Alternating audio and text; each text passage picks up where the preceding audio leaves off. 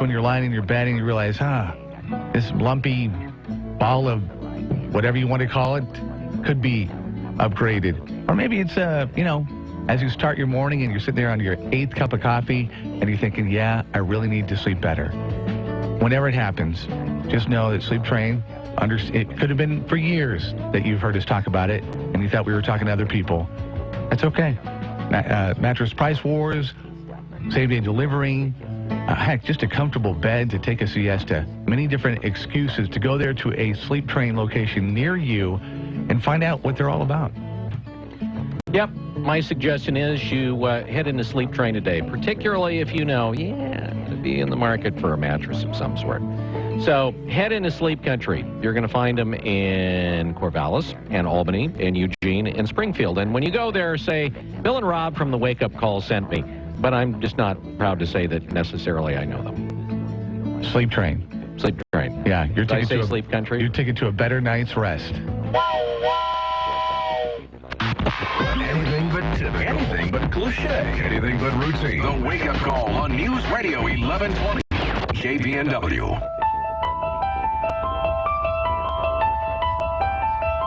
Scary music for this Hallows Eve. I hope we don't freak anybody out. First person that comes to mind when you think about some of the music and some of the content of today's show, who do you think of being especially freaked out? You mean like just individuals that might be of our freaked 15, yeah. Of our 15 that might be freaked out? I don't know. Harsey may be freaked out. You think? Yeah. With all the knives that he has at his... He could do a great Edward Scissorhands costume. Yeah, he would. Think about the knives that he could have as his appendages. Actually, it should be Edward Logging Hands. That'll work too. Yeah, Bill comes from a logging family. I think Edward Logging Hands would be great. Anyway, had a conversation with my neighbor, and I think I hurt his feelings. You know how somebody, and maybe it's something that he's been doing for years and came across this, I'm not going to do, Reese's peanut butter cups that everybody loves, or M&Ms, or Kit Kats, something that will be, heavily enjoyed and ingested and thrown about with the kids. I'm going to come up with something nutritious. So maybe he tried, raisins the first time and went the fruit route. One year I gave potatoes. Finally nestled in on raw 2 cartons of the orange peanut butter crackers. And so I was like, well, how many of these do you think you're going to find, kind of thrown into your foliage or your front lawn? It's like, no, people love these. I would have liked getting those as a kid. I love those things. The cheese crackers with the peanut butter? Oh, heck yeah. I think when you get kids that are keyed up on the sugar and looking for anything sweet, I think those maybe will go to either the round file or going to get passed up to the parents. Maybe, if they feel like eating it. I don't know. Those were always kind of a popular thing with kids when I was a kid. We liked those. I think he even had the one that, I wasn't familiar with it, but he had the orange and the peanut butter, and then there was one with cheese. Some kind of processed cheese sort of product, kind of a faux cheese. If you're looking to purchase candy today, Reese's, Snickers, M&Ms, the apparent top 3 favorites. Not on the list. In fact, the most hated. Nico. Those Nico things. No, but that's got to be at least top 10.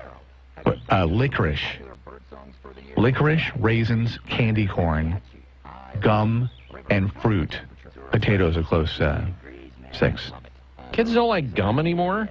Mm-mm. I find that strange. Gum is gum. Yeah, gum's good. Gum is anytime. Gum. Anyway, by the way, what's wrong with today's kids? Their gum. I might put a plug in for the variety pack for Snickers. You get all kinds of different sizes, and you get one with get the almond, you get the peanut butter. I thought Snickers was great the way it is, but apparently it's had a couple other additional flavors. But thumbs up on the sneakers. All I can say is, as long as there's chocolate involved, I'm good. Yeah. If there is no chocolate involved with the candy, forget it. Unless it's gum.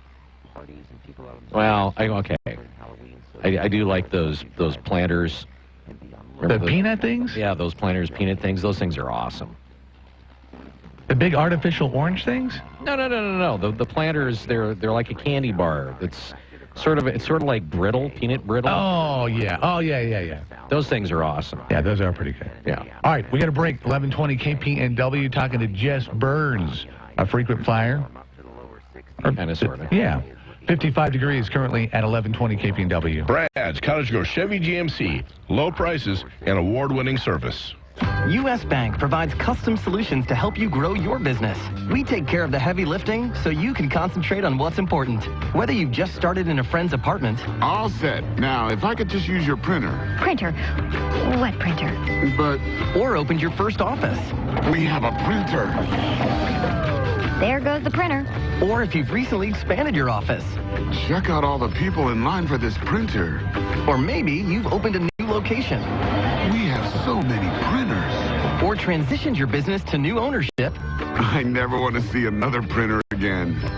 You'll have a business banker there to guide you every step of the way. Visit your local U.S. Bank branch or usbank.com/business. I've got a great idea for my next business. Cool. Print it out and let me see it. I'm just gonna email it. Credit products are subject to normal credit approval and program guidelines. Some restrictions and fees may apply. See your banker for details. Deposit products offered by U.S. Bank, National Association, member FDIC, equal housing lender. Hunting season is underway, and if you've had a great hunt, email us a picture along with a snapshot of your tag and get entered into KPNW's Take Your Best Shot contest, sponsored by Oak Grove Guns. Daily winners beginning November 2nd with the grand prize winner announced November 16th. If your hunting photo is selected, you'll take home a Remington 783 from Oak Grove Guns and the caliber of your choice. Just send us a photo of your 2015 hunt. Get more details at kpnw.com. If you still not refinance your mortgage, well, soon you may be kicking yourself in the head. Hi, I'm Wesley Hogan with Westland Financial, and interest rates have gone up recently and will continue to rise, but they're still at historical lows. So don't delay. Let us lower your monthly payment, consolidate a first and second, pay off other debt, or drop you into a 15-year loan with no closing costs. That's right. Nothing's rolled into your loan. We'll pay for your appraisal, title, underwriting, settlement fee, everything. Do not miss out on this historic opportunity. Whether it's a purchase or refinance, you'll pay no closing costs. You won't spend a dime. Think about it. All it takes is a 5-minute phone call to find out how we can save you hundreds or even thousands of dollars a year. And by the way, Westland Financial now is proud to offer reverse mortgages for our clients over 62. Call Westland Financial today at 1-800-431-2765. That's 1-800-431-2765. 1-800-431-2765. 1-800-431-2765. And MLS number 3304. Not all loans apply. Equal housing lender. Do you have 30 minutes a week to make a difference in the life of a Eugene middle school student? Middle school can be challenging. Some students feel isolated. Many students come from low-income families, making it harder to fit in at school. You can make a difference. Be a part of the Eugene Middle School Lunchtime Mentor Program this school year. Visit 4j.lane.edu/volunteers for more information. Kids are waiting. KPNW weather brought to you by Mattress Mania in Albany, Eugene, Springfield, and Corvallis. Save like crazy. Good morning. If you're headed out the door in the next 2 minutes, you're looking at mostly cloudy skies. We're already seeing some light drizzle off and on across the valley. Temps out there right now in the upper 40s, below 50s, with light winds out of the south at 5 to 10. We're looking at a warm front spreading over the area today, and that means highs will get to the mid to low 60s out there, high of 62 here. But we'll see a better chance of rain as we move through the day. 40% throughout the morning, becoming 70 or 80% in the afternoon. Could pick up between a quarter and a half inch. We're also tracking a strong cold front set to move in during the Halloween hours late in the afternoon Saturday, bringing another quarter to a half inch. If you're going to be out and about, make sure you bring some wet wear. It looks to be a wet one. I'm Chief Meteorologist Chris Nation in the KMTR News Source 16 Weather Center, hoping you have a fantastic day. Holloway in London and the Wake Up Call. News Radio 1120 KPNW. Where does one go to find wetware? I want a wetware suit. don't know about anybody else, but a wetwear suit, that would be rocking. So, if you've been paying attention, and why should we assume that you have? If you've been paying attention, Republican Representative Paul Ryan succeeded in retiring John Boehner as House Speaker yesterday. And during that changeover, he appealed for unity and understanding. So I think what this means is we can expect to see probably a gigantic drum circle in Washington, D.C., and maybe a talking stick as it is passed around. Let's talk a little bit about that this morning. Passing the talking stick to staff writer of The Hill, Jesse Burns, joining us on the Wake Up call this morning. Good morning, Jesse. Hey, good morning. Thanks for having me. It's a pleasure to have you back on the show. So what do you think? Is it going to be a drum circle and passing the talking stick around and everybody's going to be kumbaya now that Ryan has taken over? Well, there's certainly a lot of, he brings to the table a lot of youthfulness, a lot of energy. Probably won't change the gridlock in D.C. The divide between Republicans and Democrats is widening. Meanwhile, the divisions among Republicans themselves is, they're very deep. And so just having a new speaker is not overnight going to change that. All that being said, Ryan, didn't come into this job. He was very reluctant to take it. And so before he even said he would run for Speaker of the House and replace John Boehner, he said, as Republicans, you're going to have to actually support me. If I'm going to be your speaker, you're going to have to get behind me. And so he got key endorsements. He got the support of the majority of Republicans in the House, so more than 200 lawmakers, before he even said he would step up to the plate. And so we'll see how long he can keep at it without those divisions, coming to the head and coming to light like they did under Boehner. Well, okay, so, you bring up an interesting point. You said that, there's still this division amongst the Republicans in the House. If there's this big division, how is it that they were able to come together mostly as a majority and give him the thumbs up?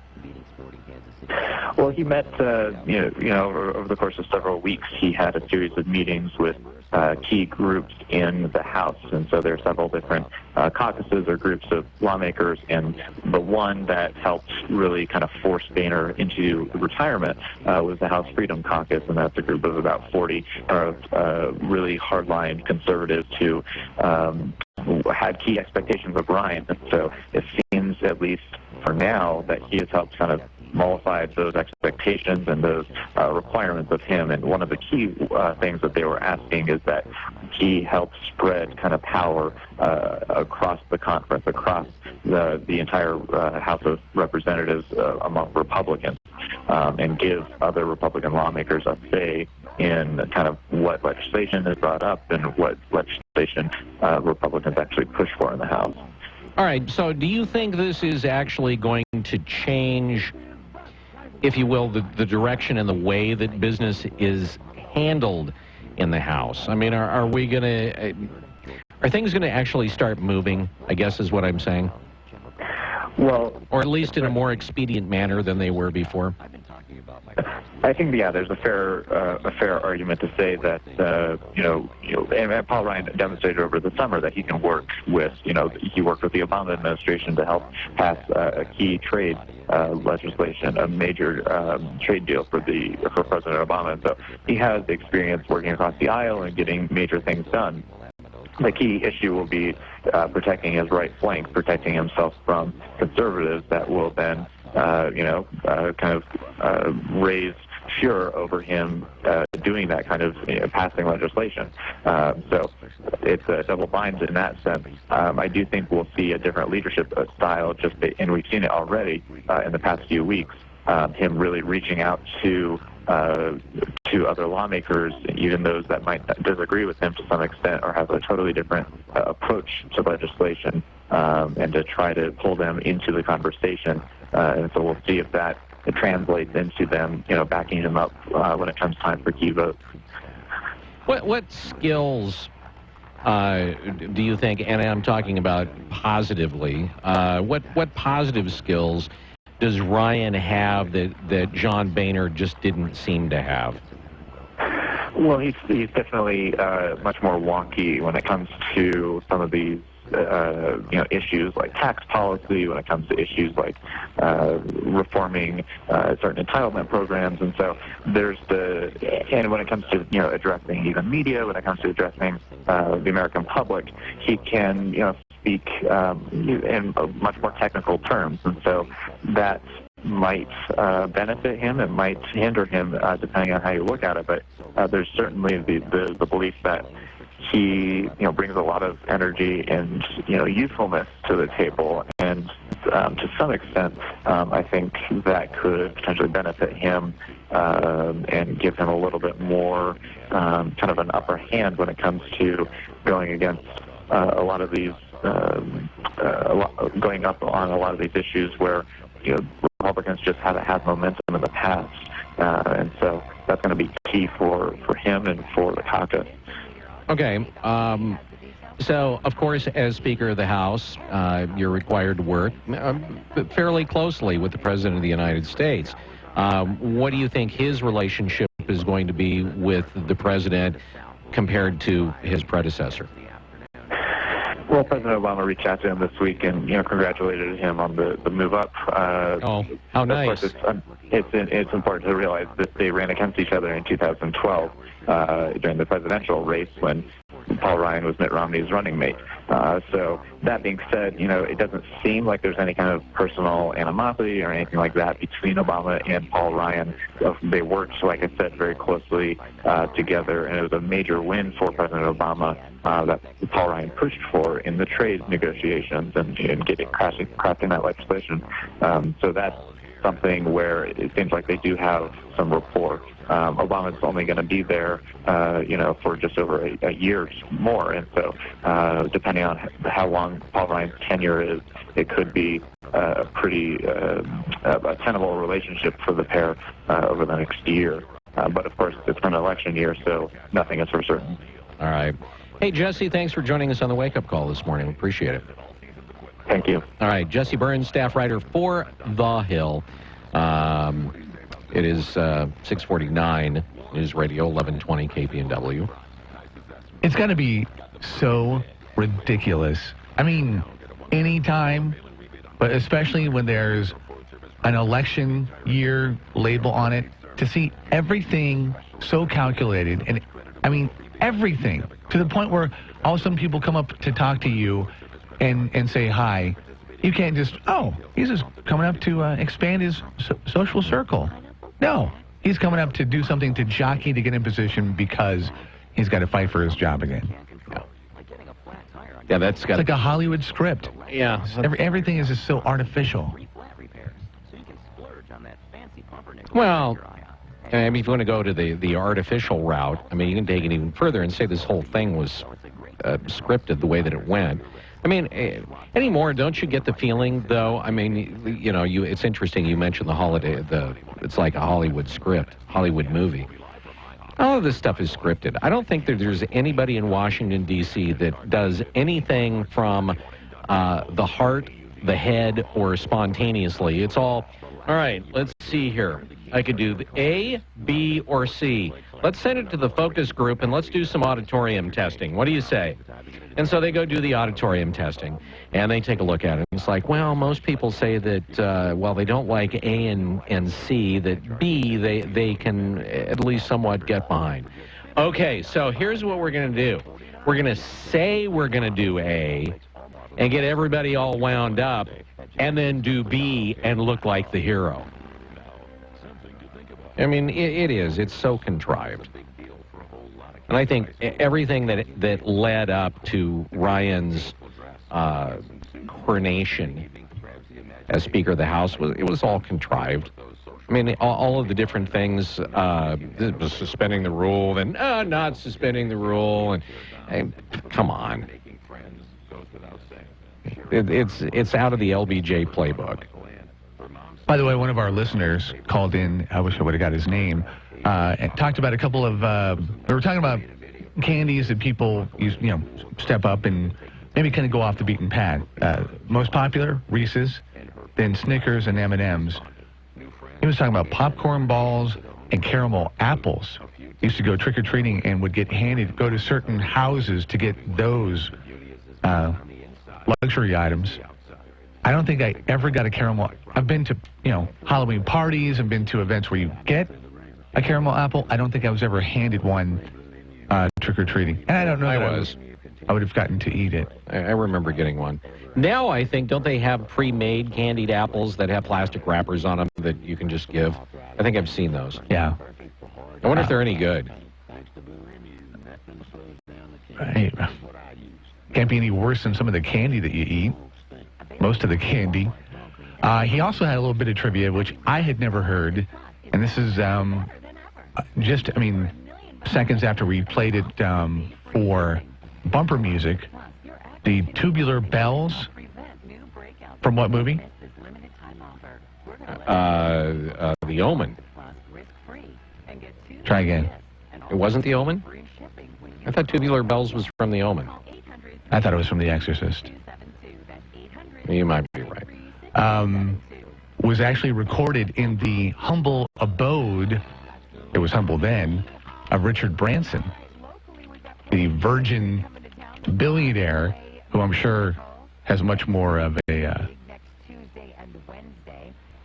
not so humble abode. That was his first big moneymaker. He recorded that in his basement. It was kind of cool.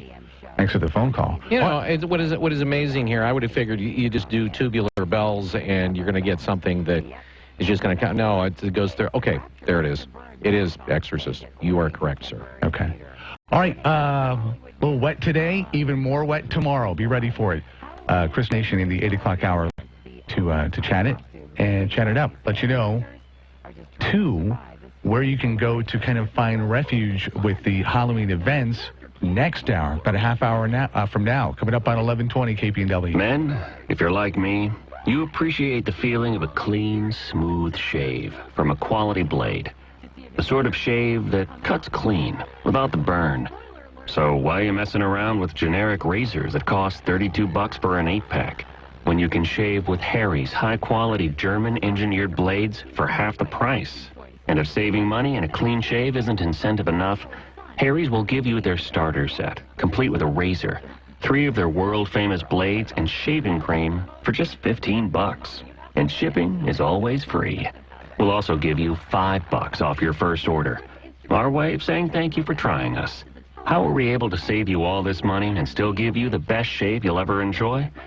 By owning the factory that manufactures them. That's how. So go to harrys.com right now and enter code 9955 at checkout.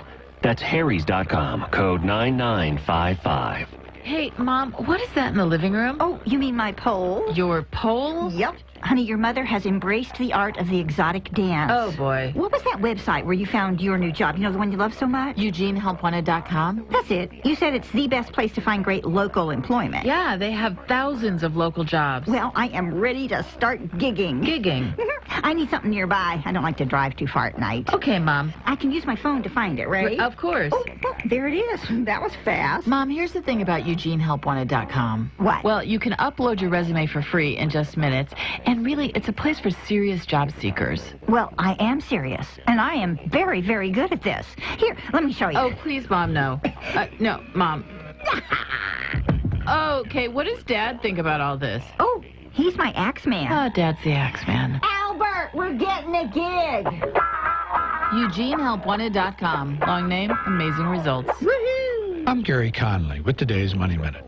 The Springfield City Council recently gave city officials permission to use the power of eminent domain to condemn and purchase private property against the owner's will if necessary in order to complete the Glenwood redevelopment along Franklin Boulevard.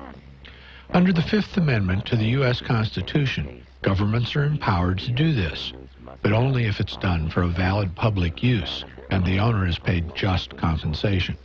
In the beginning, public use was basically thought of as something like to build a bridge or road. But a Supreme Court decision, commonly known as Kello, changed all that about 10 years ago. The Kello legal battle is chronicled in great detail in a new book called The Grasping Hand by Ilya Soman, a law professor at George Mason University.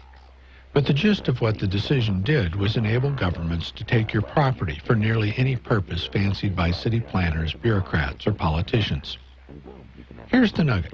The question asked by one of the judges during the Kello argument was if it was constitutional for the government to seize a Motel 6 and turn it over to Ritz-Carlton for redevelopment, just because the Ritz would pay more taxes. The answer turns out to be yes. And after Kello, ordinary property owners have little chance because the law is now so skewed against them. More soon.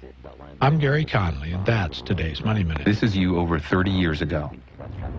Are we there yet? Are we there yet? And this is your mom now. Are we there yet? Are we there yet? Roles change without us noticing. That's why AARP gives you the information to provide even better care for your loved one. Visit aarp.org/caregiving. Brought to you by AARP and the Ad Council. KPNW weather with Chris Nation. Brought to you by Mattress Mania, where you save like crazy. Good morning. If you're headed out the door in the next 2 minutes, you're looking at mostly cloudy skies. We're already seeing some light drizzle off and on across the valley. Temps out there right now in the upper 40s to low 50s, with light winds out of the south at 5 to 10. We're looking at a warm front spreading over the area today, and that means highs will get to the mid to low 60s out there. High of 62 here, but we'll see a better chance of rain as we move through the day. 40% throughout the morning, becoming 70 or 80% in the afternoon. Could pick up between a quarter and a half inch. We're also tracking a strong cold front set to move in during the Halloween hours late in the afternoon Saturday, bringing another quarter to a half inch. If you're going to be out and about, make sure you bring some wet wear. It looks to be a wet one. I'm Chief Meteorologist Chris Nation in the KMTR News Source 16 Weather Center, hoping you have a fantastic day. It's your money. And this is your wake-up call market report on News Radio 1120. KPNW. This is a Bloomberg Market Minute. Stocks are little changed as investors weigh corporate earnings, but equities are headed toward their best monthly gain since 2011. Shares of LinkedIn are surging, up 10% after the professional networking site's forecast for year-end revenue topped analyst projections. A sign that a revamped sales force and expansion into education and business services are boosting revenue. Starbucks is higher by almost 1% after issuing a mixed quarterly report. Chevron and ExxonMobil both saw lower profits in the latest quarter amid the worst oil market slump in decades, but both beat analyst estimates. Chevron, though, says it will cut up to 7,000 jobs. A report today shows household spending rose less than forecast in September, with the smallest gain since January. Separate data shows wages and salaries rose in the third quarter at a faster pace, following an increase in the previous quarter that was the smallest in data going back to 1982. Gina Cervetti, Bloomberg Radio. Fox News, fair and balanced. We report, you decide. On News Radio 1120 KPNW, Eugene Springfield. Fox News Radio, I'm Dave Anthony. Senators at 3 a.m. approved a 2-year budget plan, but some Republicans are against it. Fox News Radio's John Decker is live at the White House. Dave, the president will sign the bill once it reaches his desk. The bill avoids a government shutdown in December and raises the debt limit through March 2017, allowing the government to continue to borrow money to pay its bills. The legislation would also boost spending for military and domestic programs by a total of $80 billion over 2 years. The president, in a statement, praised lawmakers for passing the bill that he says strengthens the middle class and avoids harmful cuts to Medicare and Social Security. Dave? John, famed filmmaker Roman Polanski will not be coming back to America to face the music for an old sex crime. A court in Poland ruled today that the law there forbids his extradition to the U.S. Polanski, who directed Chinatown and Rosemary's Baby, fled this country before he was sentenced for statutory rape, having sex with a 13-year-old girl back in the 1970s. Yet another disaster at sea in Europe's migrant crisis. That's the Greek Coast Guard after 2 boats from Turkey sank, killing at least 22 people. Another 40 are dead or missing on a boat from Morocco that sank en route to Spain. For a week, police in 2 states had warned people to watch out for Floyd Ray Cook. If anyone does come in contact with Mr. Cook, wherever you are, whatever county, city, or state, call 911 immediately. And that's what happened. Police in Kentucky got a tip, and Cook was found and killed in a shootout early this morning. He was wanted for shooting a Tennessee cop and firing at police over the weekend in Kentucky. Kids have been out of school for weeks in the poor, mainly black community of East St. Louis, Illinois. could finally get back to class. Teachers who went on strike October 1st have worked out a tentative agreement with the school district. Fox News Radio, fair and balanced. Built for business. When you run a small business, your day doesn't end at 5. It ends when the job is done. Manage inventory, process orders, pay bills, check your website. Every day, the to-do list gets longer and longer. Comcast Business understands that. That's why they offer the no-glitch switch. It's the quick, easy way to improve your business's internet. Installation takes about an hour, and if they're not on time, you get a $20 credit. They offer appointments at night or on weekends, so it won't interfere with your business. And if you're not 100% satisfied, you have 30 days to get your money back. You don't have to put up with slow downloads or emails that won't send. Just remember the no-glitch switch from Comcast Business and cross Switch to Better Internet off your to-do list. Make the no-glitch switch. Call 800-501-6000 or visit ComcastBusiness.com. Comcast Business. Built for business. Restrictions apply. Not available in all areas. 1 hour install applies to standard installation of one outlet. Money-back guarantee does not apply to Ethernet or hospitality services. We didn't do a lot more buying in September. Consumer spending rose just 0.1%. That's the smallest increase in 8 months.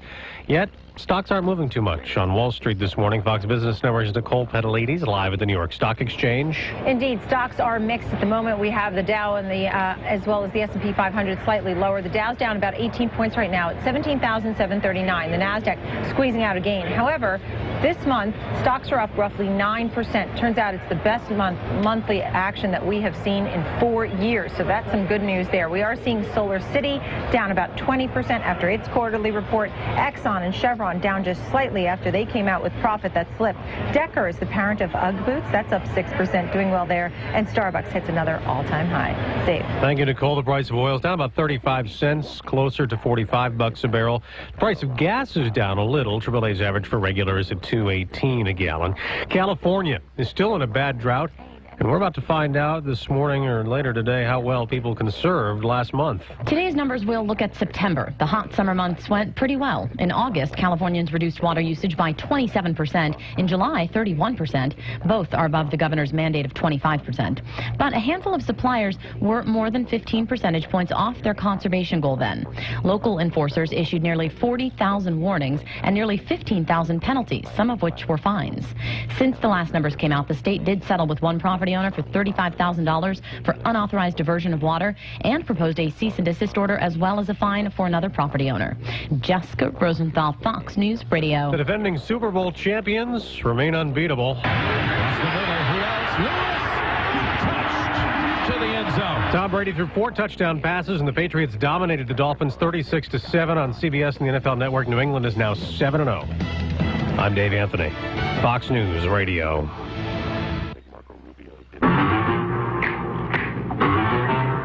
11:20 KPNW, Friday, October 30th, with rain in the forecast. 70% chance of rain, high about 61 degrees.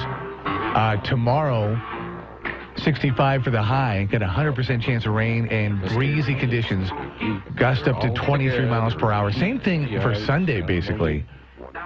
60, like maybe 58 degrees, the top temp. Extremely breezy and windy, and more rain on Sunday. So between the 3 days, the 3-day window, we're going to see some precipitation. So just be ready for it. And I guess trick or treat with care.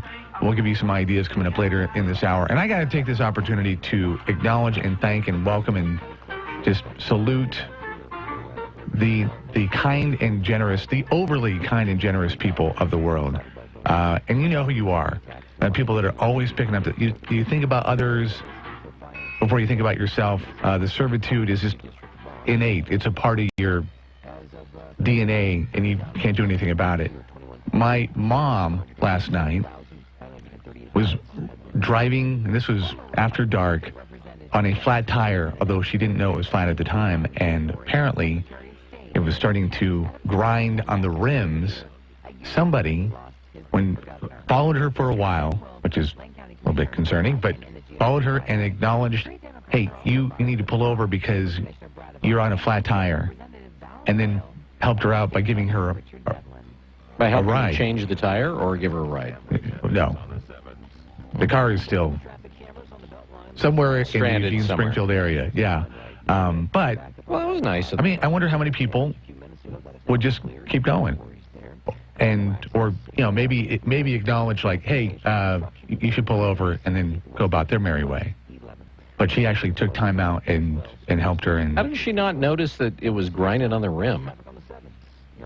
Oh, we kind of had that conversation, and apparently it was dark, and she just wasn't aware and didn't smell the smoking. I think, maybe if you're in your head and just thinking about other stuff, that you just don't acknowledge it. But, you always, situations that happen to you and that you're encountering, and when you need help or somebody is there to help you out, and they don't have to be, and most people probably would not, you just appreciate it more. And just the fact that there's several, I'll say more than a couple, hopefully, but several people out there in the world that take it upon themselves to be that person. At least this half of the wake-up call salutes you. Well, you might have. Well, I think it's nice that your mom got saved.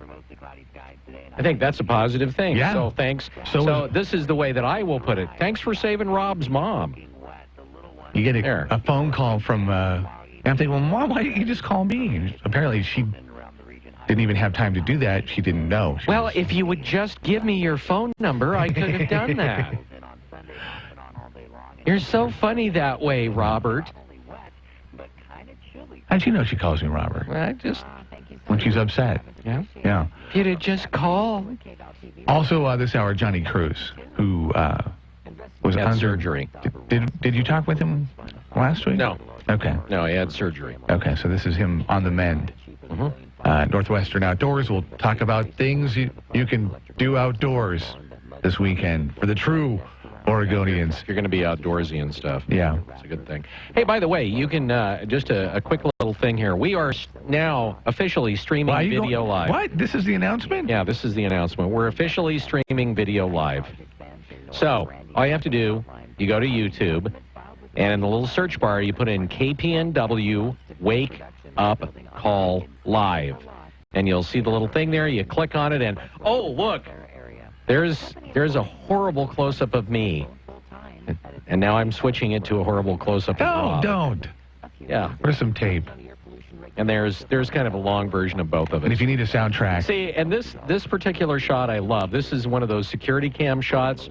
Where are you? It's over here? Up there, yeah. Okay. So what we get is the back of your head. Yeah. And what we get is right here, the nice shiny spot on my forehead.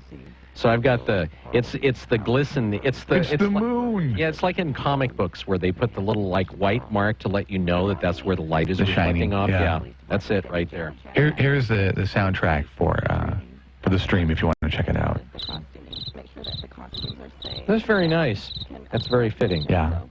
All right, 7:10 news coming up. Stand by, 11:20 KPNW. Burrito Amigos and game day. You can't beat them. Having a game night in while the team is on the road? Well, invite all your amigos over and let Burrito Amigos supply the eats.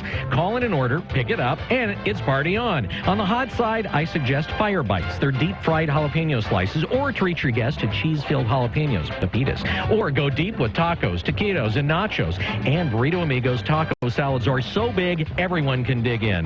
Now, on the side, you can supply the chips, while Burrito Amigos supplies the fresh beans, rice, and salsa to dip those chips in. If you want to plan ahead, stop by the night before and get some fresh, cold tamales by the dozen and nuke them at home the day of the game. Here's your Burrito Amigos helpful hint. When you go the tamale route, take home some mole or the thick, cheesy, spicy poblano soup to use as sauce over the tamales. Better yet, use both. And, of course, all of this is great for tailgate parties. You might even go the burrito route. Burrito Amigos all over Eugene and Springfield. As Burrito Amigos' biggest fan, I can tell you there are some weekends where you may even like Burrito Amigos better than the game.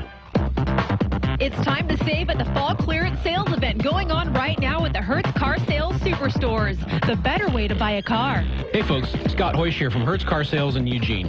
It's been such an exciting time here at Hertz Car Sales Superstore. Over the last few months, our inventory has nearly doubled. And as our customers have discovered, more inventory equals more choices and lower prices for you. And with more than 1,000 vehicles in our Superstore inventory, you're sure to find the choice and savings all in one place for all types of credit. It also means we're hosting our biggest fall clearance sales event ever at Hertz Car Sales right here in Eugene. During the fall clearance sales event, on approved credit, you can get 1.99% financing up to 60 months and no payments for 3 months. Remember, only at Beltline and West 11th, where Hertz Car Sales Superstore will save you money. Stop in and see our biggest selection in years on West 11th, just off the Beltline, and always online at HertzEugene.com. Hertz Car Sales of Eugene, the better way to buy a car. Ramjack has your foundation solution. Ramjack can fix that. CCB 146906. The day's top story. In depth. This is the Wake Up Call on News Radio 1120 KPNW. Good morning. This look at the news brought to you by Burrito Amigos, the friendly ones, featuring great breakfast burritos and fresh brewed locally roasted coffee for a tasty start to your morning. Here's what's going on. On Monday, the Lane County Sheriff's Office were contacted by a motorist who had passed by a pond near Beltline's westbound ramp off the Northwest Expressway. Now, that person had seen a car that looked to be partially submerged in the water. So deputies responded. Soon they called in divers. And that's when they discovered the body of Linda Lee Perry, who was 49 at the time of her disappearance.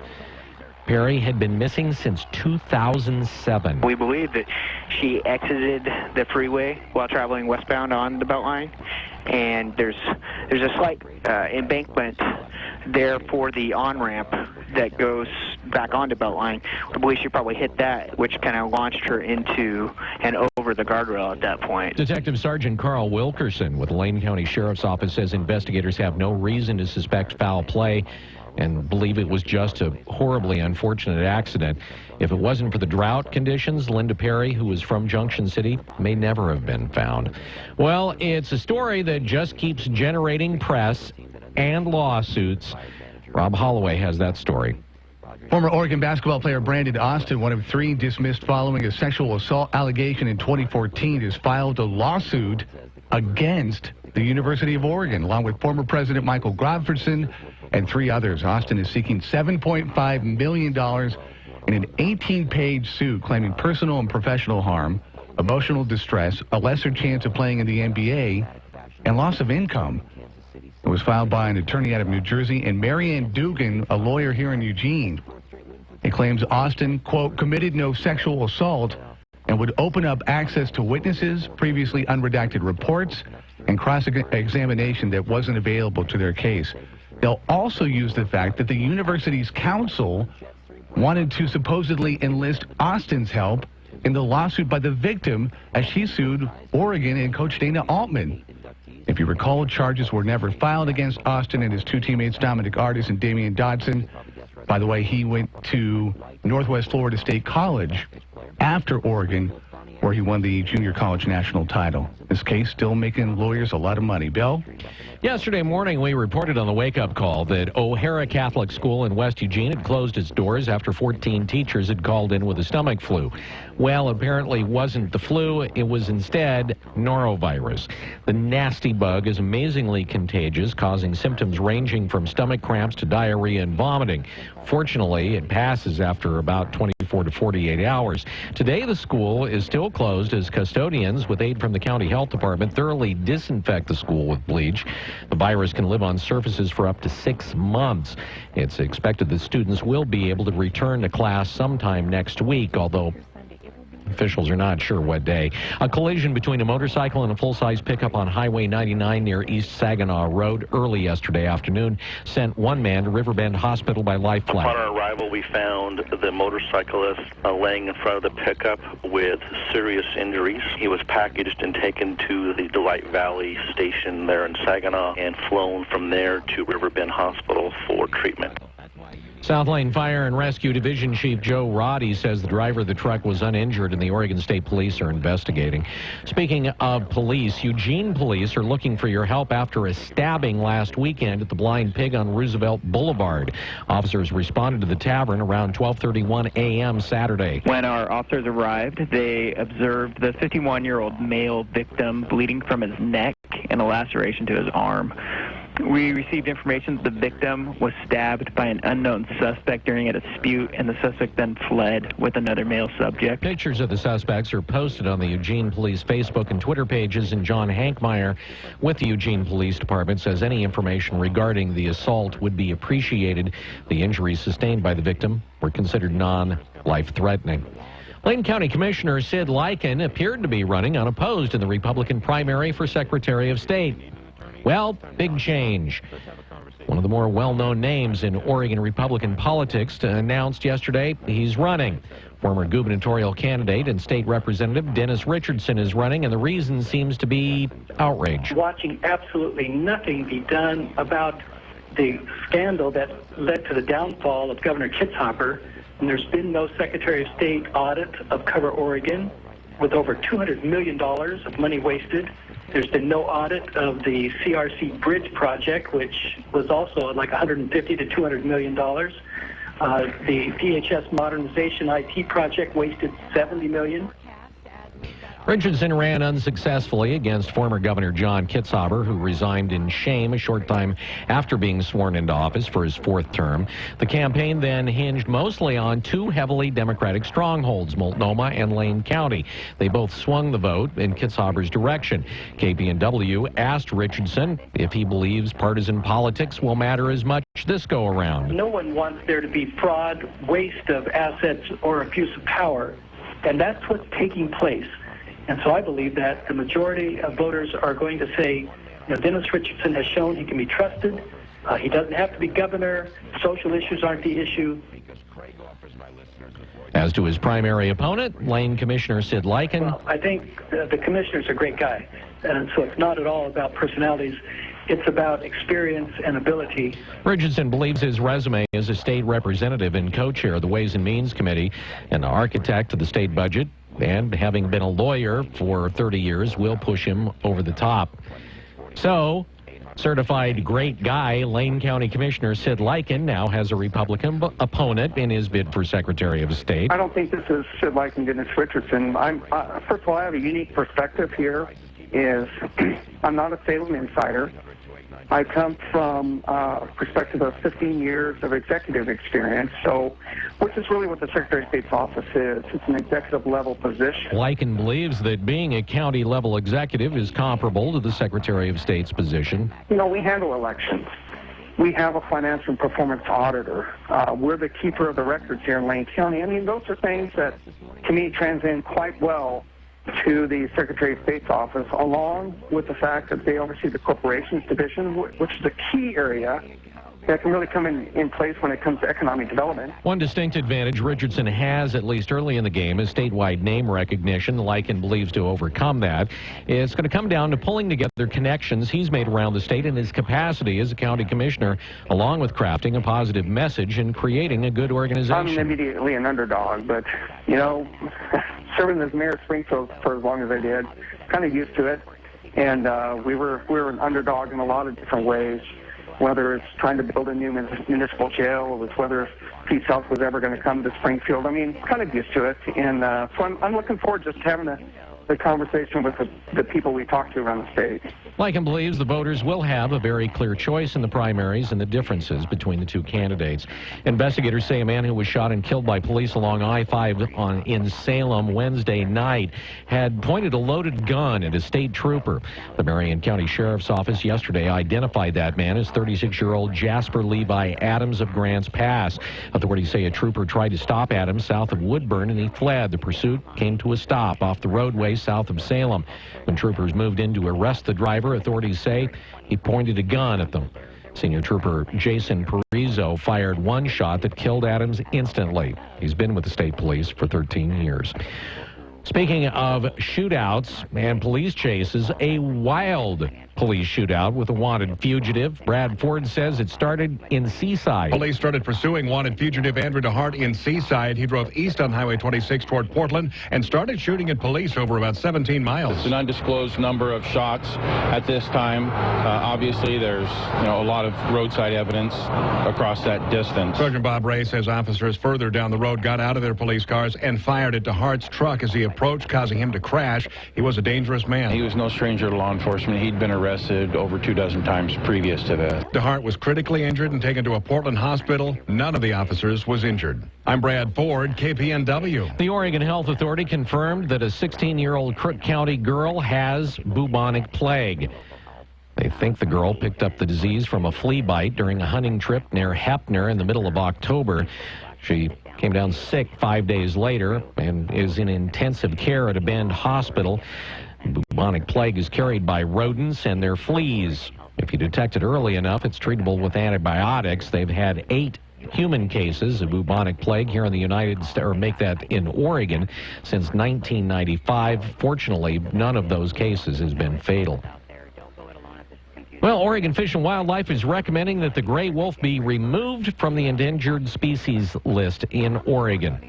Brad Ford explains why. A major requirement that would allow the endangered species listing to be removed for the gray wolf is to have 4 breeding pairs for 3 years. We actually met that objective early this year in 2015. Michelle Dennehy with Oregon Fish and Wildlife says delisting the gray wolf would not remove protections. The 2005 wolf plan would remain in place. Non-lethal protective measures are still the first choice to deal with any chronic depredation of livestock. Public testimony will be taken on the proposal November 9th. You can also submit written comments on the Oregon Fish and Wildlife website. Brad Ford, News Radio 1120 KPNW. And on a road south of Hillsboro, there have been so many deer hit that somebody took the dramatic step of posting a sign on a utility pole with a young dead buck hanging underneath it.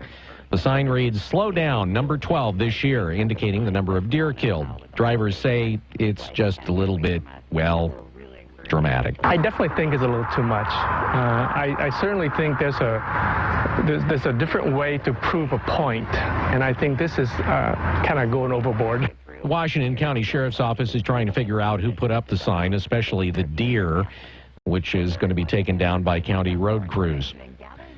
It is 7:23. This look at the news brought to you by Burrito Amigos, the friendly ones here on KPNW. Wake Up Call Sports on News Radio 1120 KPNW. Some great plays on offense, a little help from the refs, and a field goal kicker for the Sun Devils. A lot of ingredients went into the slow cooker that produced one of the most dramatic wins for Oregon in a long time.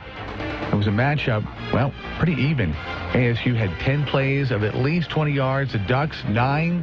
Sun Devils quarterback Mike Bercovici picked the Oregon defense apart, 398 yards, 5 touchdowns, but 2 INTs. The second, the clincher, Arian Springs picked off Bercovici in the end zone that shut down an Arizona State attempt in the third overtime.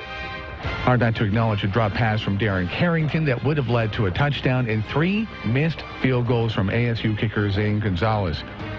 Oregon wins in triple overtime, 61-55. They're now 5-3, 3-2 in Pac-12. If you got the game on DVR and you haven't watched it yet because you went to bed, it's worthy of a watch.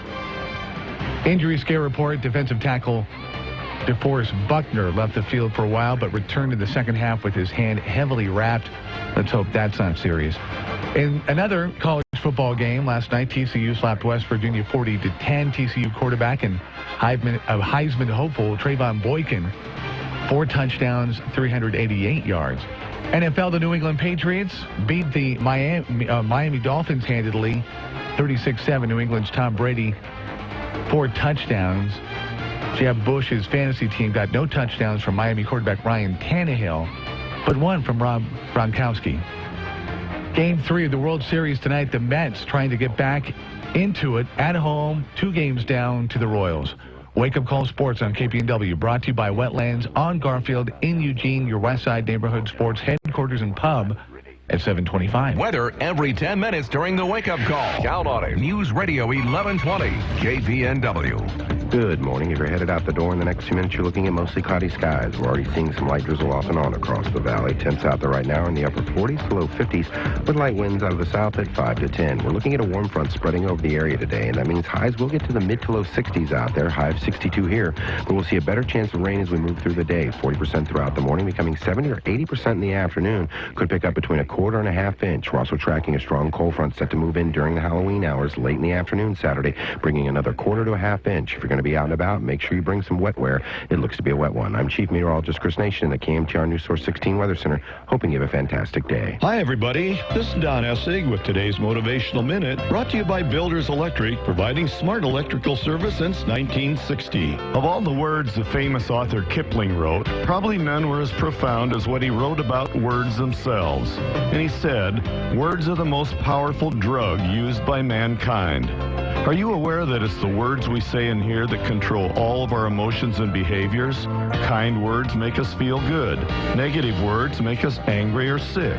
But all of our emotions are controlled by the words in our lives, and there's no limit to the amount of positive feelings you can spread to others by using positive words and behaviors.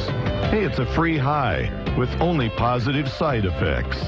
This is Don Essig with today's Motivational Minute. I'll be back tomorrow. Until then, have a positive day. Today's Motivational Minute was sponsored by Builders Electric, voted the Register Guard's 2015 Reader's Choice #1 electrical contractor, providing positive service for over 55 years. That's Builders Electric, CCB 4296.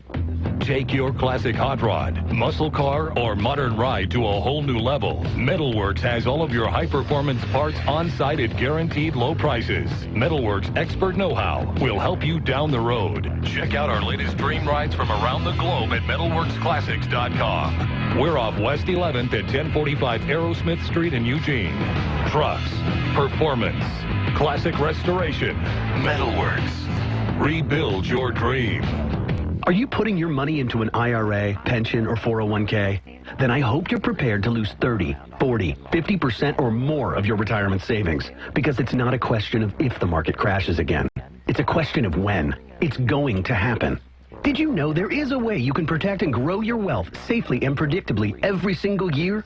The people using this approach didn't lose a penny when the market crashed in 2000 or 2008, and they won't lose a penny in the next crash. In fact, their money will continue to grow safely year in and year out, even when stocks, real estate, and other investments tumble. A free report detailing this savings program is now available. This free report shows how you can get guaranteed growth, safety, and wealth-building power without risking your retirement in the Wall Street casino. This is the best way to have a 100% secure retirement. It far outperforms any IRA or 401k. To get this free report, visit bankonyourself.com. That's bankonyourself.com. Bankonyourself.com.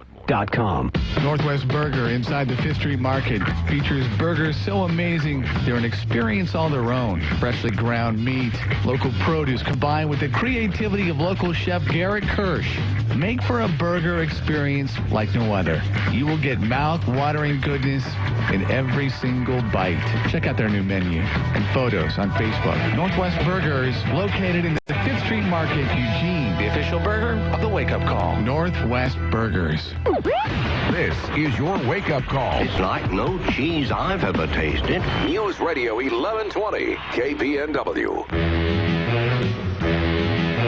729.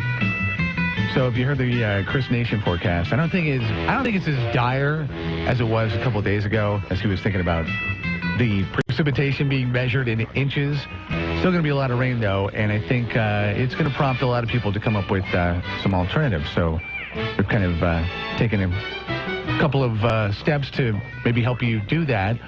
First off, I'll put a plug in for if you kind of want to do the rounds, you can check out the 5th Street Public Market, where they're having the Haunted Market. Admission 3 cans of food for Lane County. It's tonight and tomorrow, 6 to 8.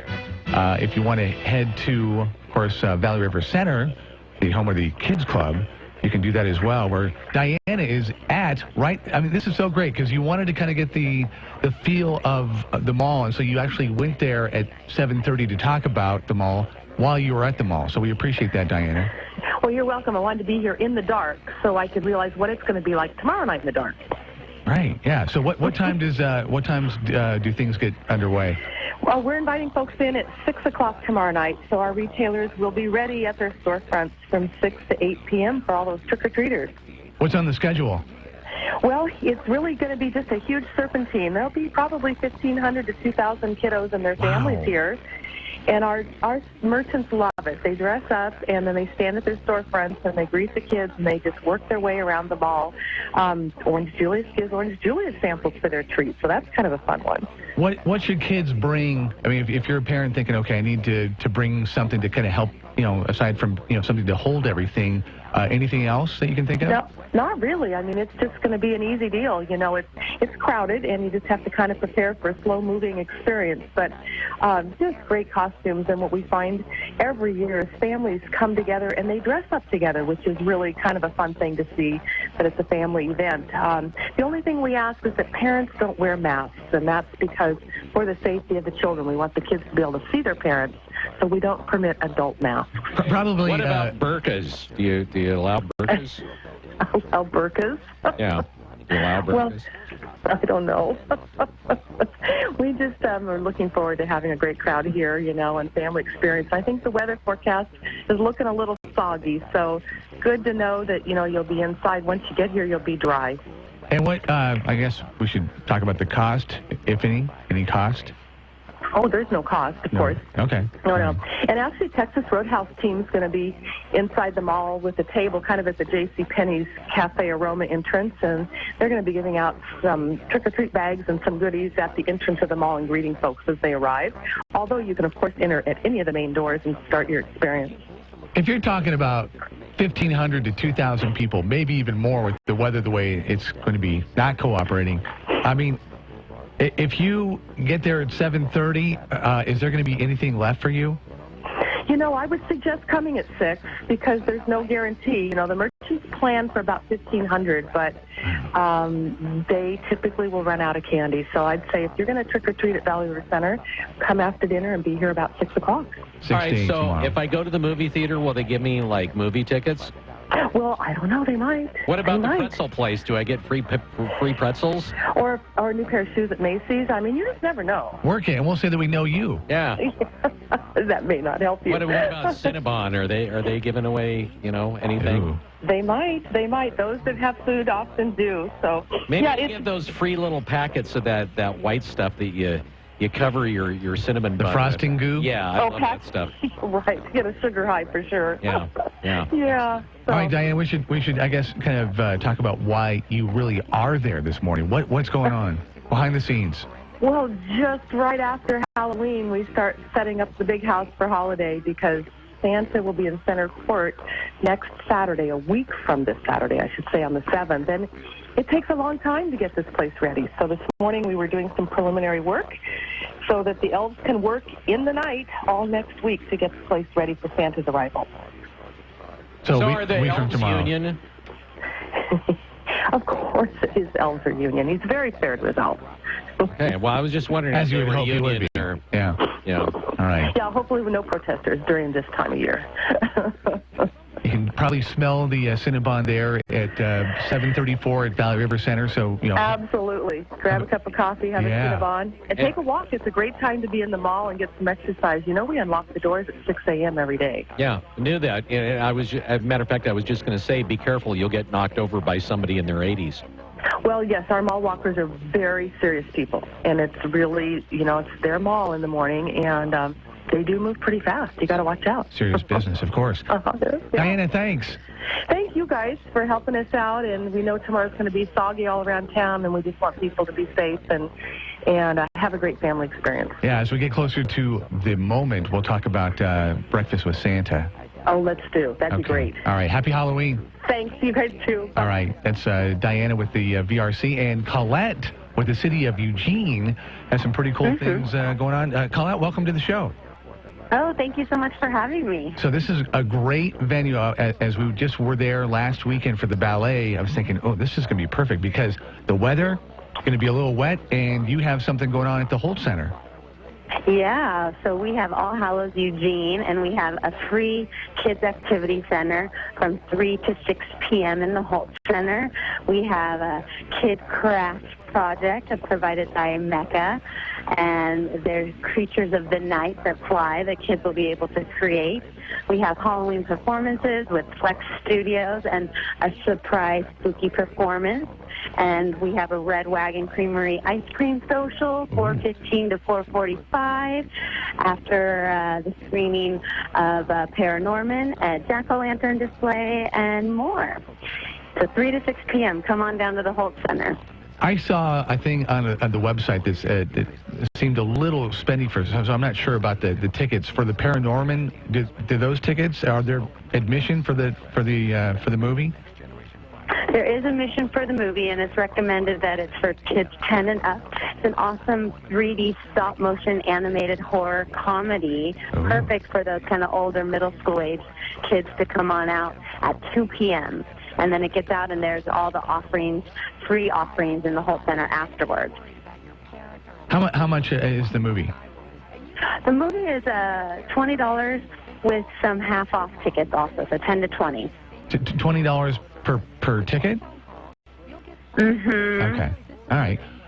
Okay, so anything, and we'll talk about this as well, anything that they should bring with them aside from an umbrella that they don't really use because they're Oregonians and we don't use umbrellas, but anything else? Right. Come in costume. We also are handing out free grab bags to the first 150 kids that come through the Holt Center, downtown Eugene. Grab bags, trying to encourage folks to come on downtown, which will have little giveaways and gift certificates and goodies from the downtown Eugene merchants. What about for the doggies?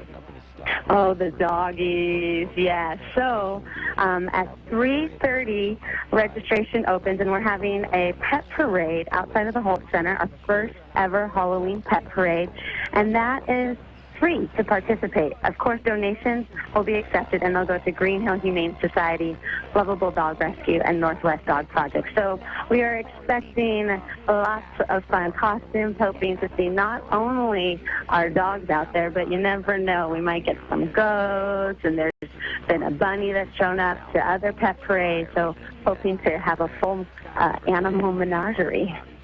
Ooh, I like that. So if you just want to check out the parade, what time does the parade start?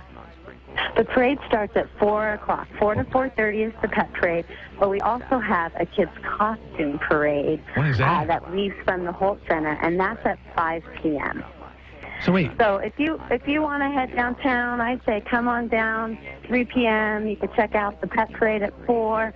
Once that's done, head into the Holt Center lobby for the Red Wagon Creamery social, some performances, get lined up, head down to the costume parade, and there's 28 downtown businesses participating in the trick-or-treating so people can cruise around, and it ends at 6, and then they can head down to the mall and continue their festivities. Yeah, it's perfect. And we did, Sid and I, and a contingency of costumed, did the downtown trick-or-treating last year, and it was a blast. It was really cool. So much fun. And we also have the reigning Slug Queen, Marcelo Parcolo, and then Davia Lobos with Pedal Power and Flex Studios leading our costume parade. So we're expecting some festive, quirky, and fun this evening.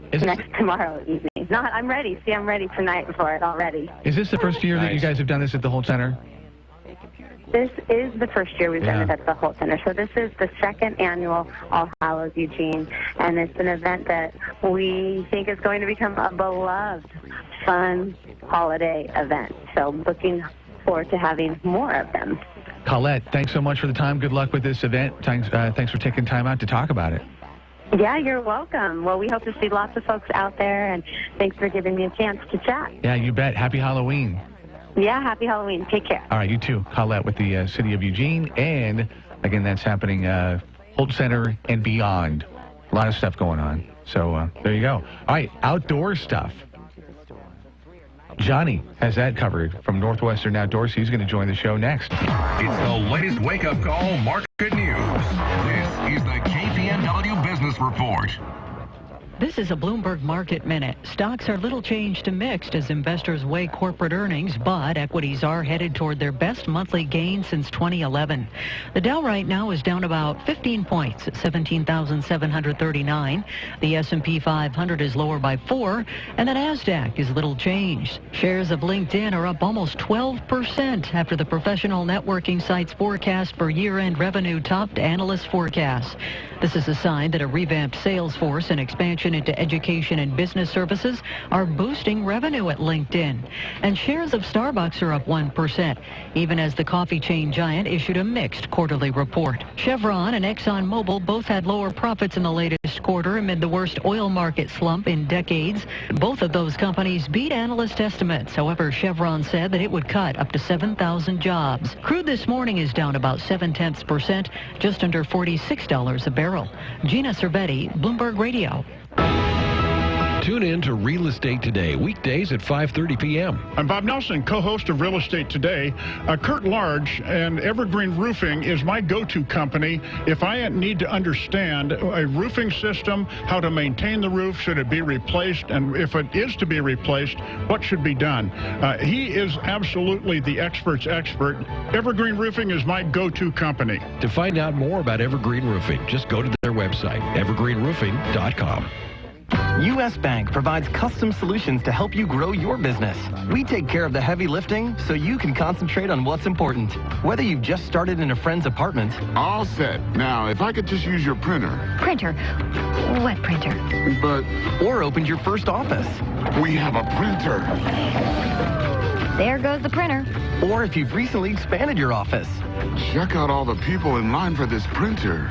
Or maybe you've opened a new location. We have so many printers. Or transitioned your business to new ownership. I never want to see another printer again. You'll have a business banker there to guide you every step of the way. Visit your local U.S. Bank branch or usbank.com/business. I've got a great idea for my next business. Cool. Print it out and let me see it. I'm just gonna email it. Credit products are subject to normal credit approval and program guidelines. Some restrictions and fees may apply. See your banker for details. Deposit products offered by U.S. Bank, National Association, member FDIC, equal housing lender. Alcohol and drug addiction affects 10 to 15% of today's population, and the consequences can be devastating. At Serenity Lane, we recognize the need for professional, confidential treatment and offer both inpatient and outpatient programs. At Serenity Lane, you'll receive compassionate care and, best of all, a massive dose of hope. So don't wait for a crisis. Contact us at serenitylane.org. This message is brought to you in association with EARS. On the battlefield, there's a saying America's military men and women live by. Never leave a fallen warrior behind, ever. Off the battlefield, Wounded Warrior Project operates with the same goal. We leave no warrior behind. Wounded Warrior Project is a non-profit organization created to help our men and women returning home with the scars of war. Whether those scars are physical or mental, we're here to make sure that they heal. And whether it's helping those with post-traumatic stress disorder live a normal life again, or giving much-needed support to injured warriors in veterans' hospitals. Because no one deserves our help more than the men and women who risk their lives to keep us safe. Wounded Warrior Project. We never leave a fallen warrior behind. Ever. Learn more about what we do at woundedwarriorproject.org. Forecast now. We have weather every 10 minutes during Wake Up Call on News Radio 1120.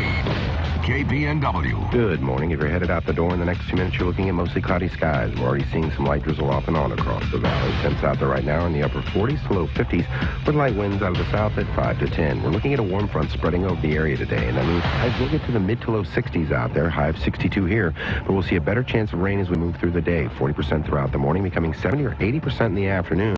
Could pick up between a quarter and a half inch. We're also tracking a strong cold front set to move in during the Halloween hours late in the afternoon Saturday, bringing another quarter to a half inch. If you're going to be out and about, make sure you bring some wet wear.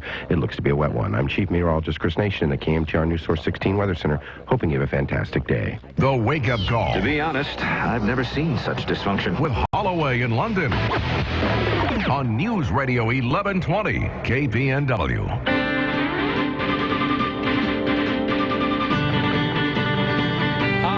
Tell by the music, it is time for that man of mystery, that man of adventure, the guy that's been eating sugar pops, sitting on the couch for the last week, recuperating from surgery because he was out wrestling bears. It's none other than John Cruz, host of Northwestern Outdoors, joining us on the Wake Up Call this morning. John, thanks for being with us this morning. How are you doing? I'm doing good, and I like your narrative a lot better than the real story.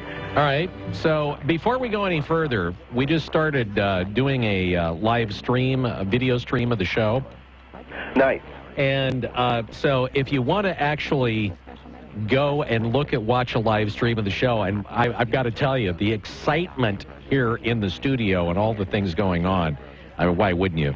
Just go to YouTube, and then it's KPNW Wake Up Call Live, and then you just click on it and you can see us there. And if you're watching right now, you will see that we have a representation of John Cruz on the screen right now, and you can. So this will be the representation of John Cruz that we have up there right now. So John, tell us the story of what happened to you really, and why you're recuperating from surgery. Well, I wish I was wrestling with a bear, or that I was doing something manly, but the fact of the matter is I'm 50 years old, and I tried to move a spare tire in the back of the car that was bolted in that I didn't think was bolted in, and I ruptured my bicep tendon. So popped right off the bone, and they had to go ahead and reattach it, and it hurts. And I've been taking a lot of drugs, and that's been helping. Ow. Yes. Rob and I both are just, ow. That doesn't even sound, I mean, anything when you say it popped off the bone. Actually, it kind of tore off the bone. I actually heard it tear. Okay, see, that's a better story. Okay. Tore off the bone. That will garner you more sympathy. Oh, you're right. It's all about verbs, isn't it? It is. John, do you get to retire early now? No, the horrible thing is that the recoup time is going to be exactly as long as when I was going to retire anyway. So does that mean that you don't have to go back to work ever? No. Remember, I'm pretty much writing to death these days, so I'm going back to work in a week, and I will get to go ahead and do all my work left-handed, which will be a lot of fun. Oh, wow. Oh, well. Have fun with that. Well, I'll just be about 25% as efficient as before, and that's okay, because I'm in government. Well, you'll discover some things are better left-handed than right. Anyway, that said... Moving on. Yeah. What do you have coming up on the show this weekend? Well, as you might imagine, because of the surgery, we decided to do a best of, and so I decided to go to my happy place. And my happy place this week is Turtle Bay Resort on Oahu. So we're doing a best of show, and we're talking about surfing there and hiking there and horseback riding there, and what a great place this is on the North Shore of Oahu. Nice. And by the way, we should mention that your show is heard here on KPNW, because I don't think we mentioned it. 6 to 7 o'clock every Saturday morning, and on some Sunday mornings, including this Sunday morning, from 8 until 9 o'clock here on KPNW, 8 a.m. to 9 on Sunday. Anyway, what else is coming up on the show? That's really about it. But okay. When it comes to talking about things to do this week, I know it's wet, I know it's rainy, but if you are a hunter, I would really encourage you to get out there and go for your chance to tag a buck or a bull, because elk season opened on the 28th, deer season remains open, and it's been a really, really good deer season here in the Northwest. I've seen more big buck photos this year that have been sent to me on Facebook than I have ever seen before. So the wet weather actually helps hunters in terms of letting them get closer to game, because you don't have the wind is blowing where the scent gives you away. You don't have the noise like you're walking on Rice Krispies on those dry leaves. So this is really, really a good weekend to get out there if you want to go ahead and get an elk or a deer. By the way, if you do, my suggestion is you then go to kpnw.com, our normal website. Go to kpnw.com and click on the Oak Grove Guns contest that we're running. It's the best shot contest. You're going to have a chance to win a hunting rifle in the flavor of your choice. And when I say that, I mean the caliber of your choice. You'll see all the details there. But basically, you just send us a picture of your 2015 tag and what it is that you were able to bring down this year, a photograph of it. And we're going to start giving away daily prizes on Monday for that. But on the 15th, we're going to give away the grand prize. So it's another reason to go out and maybe bag yourself some venison or something like that, right? Right, John? Right? Absolutely. All right. Anything else going on this weekend? You know, that you can remember since you're so drugged up? I know. I was going to tell people to go trout fishing because the season closes on most of the rivers on the 31st, and it's really a nice time to be out there, but it's really wet, and whereas I would say go hunting, fishing for little trout might not be as rewarding when it's dumping rain on you. But if you want to go and the rivers aren't blown out, you know, try the Mackenzie, try the Blue or the Brighton Bush, and you might get in some trout, and they're going to be hungry this time of year. All right. Anything else that's going on that you think is worth mentioning? Well, one little offbeat thing. If you're a mushroom picker, Fungi Fest is coming up on the 7th in Gold Beach. It's taking place that Saturday from 2 to 7 p.m. You can learn about mushrooms. You can eat mushrooms.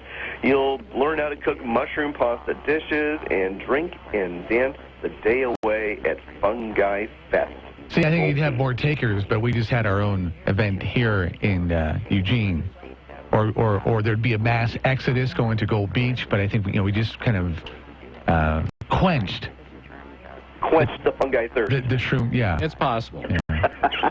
it's possible that happened. Although I like the thing here that they have mushroom fossils.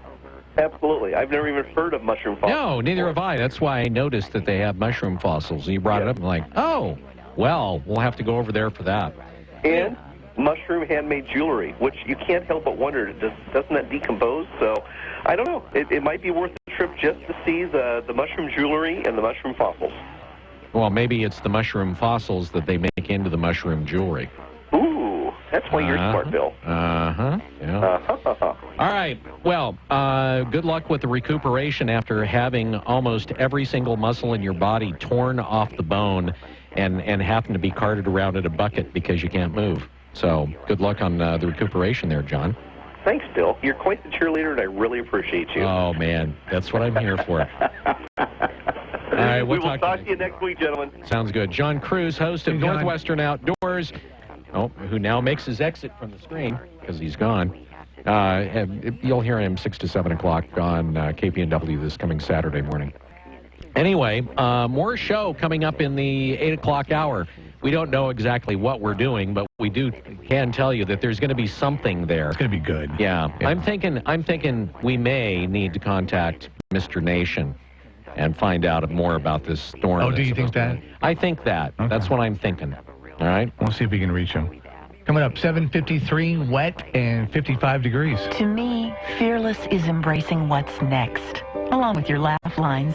It's signing up for yoga lessons, even if you haven't worn stretch pants since the 80s. Fearless is feeling you have a whole road to travel ahead of you, no matter how far you've come.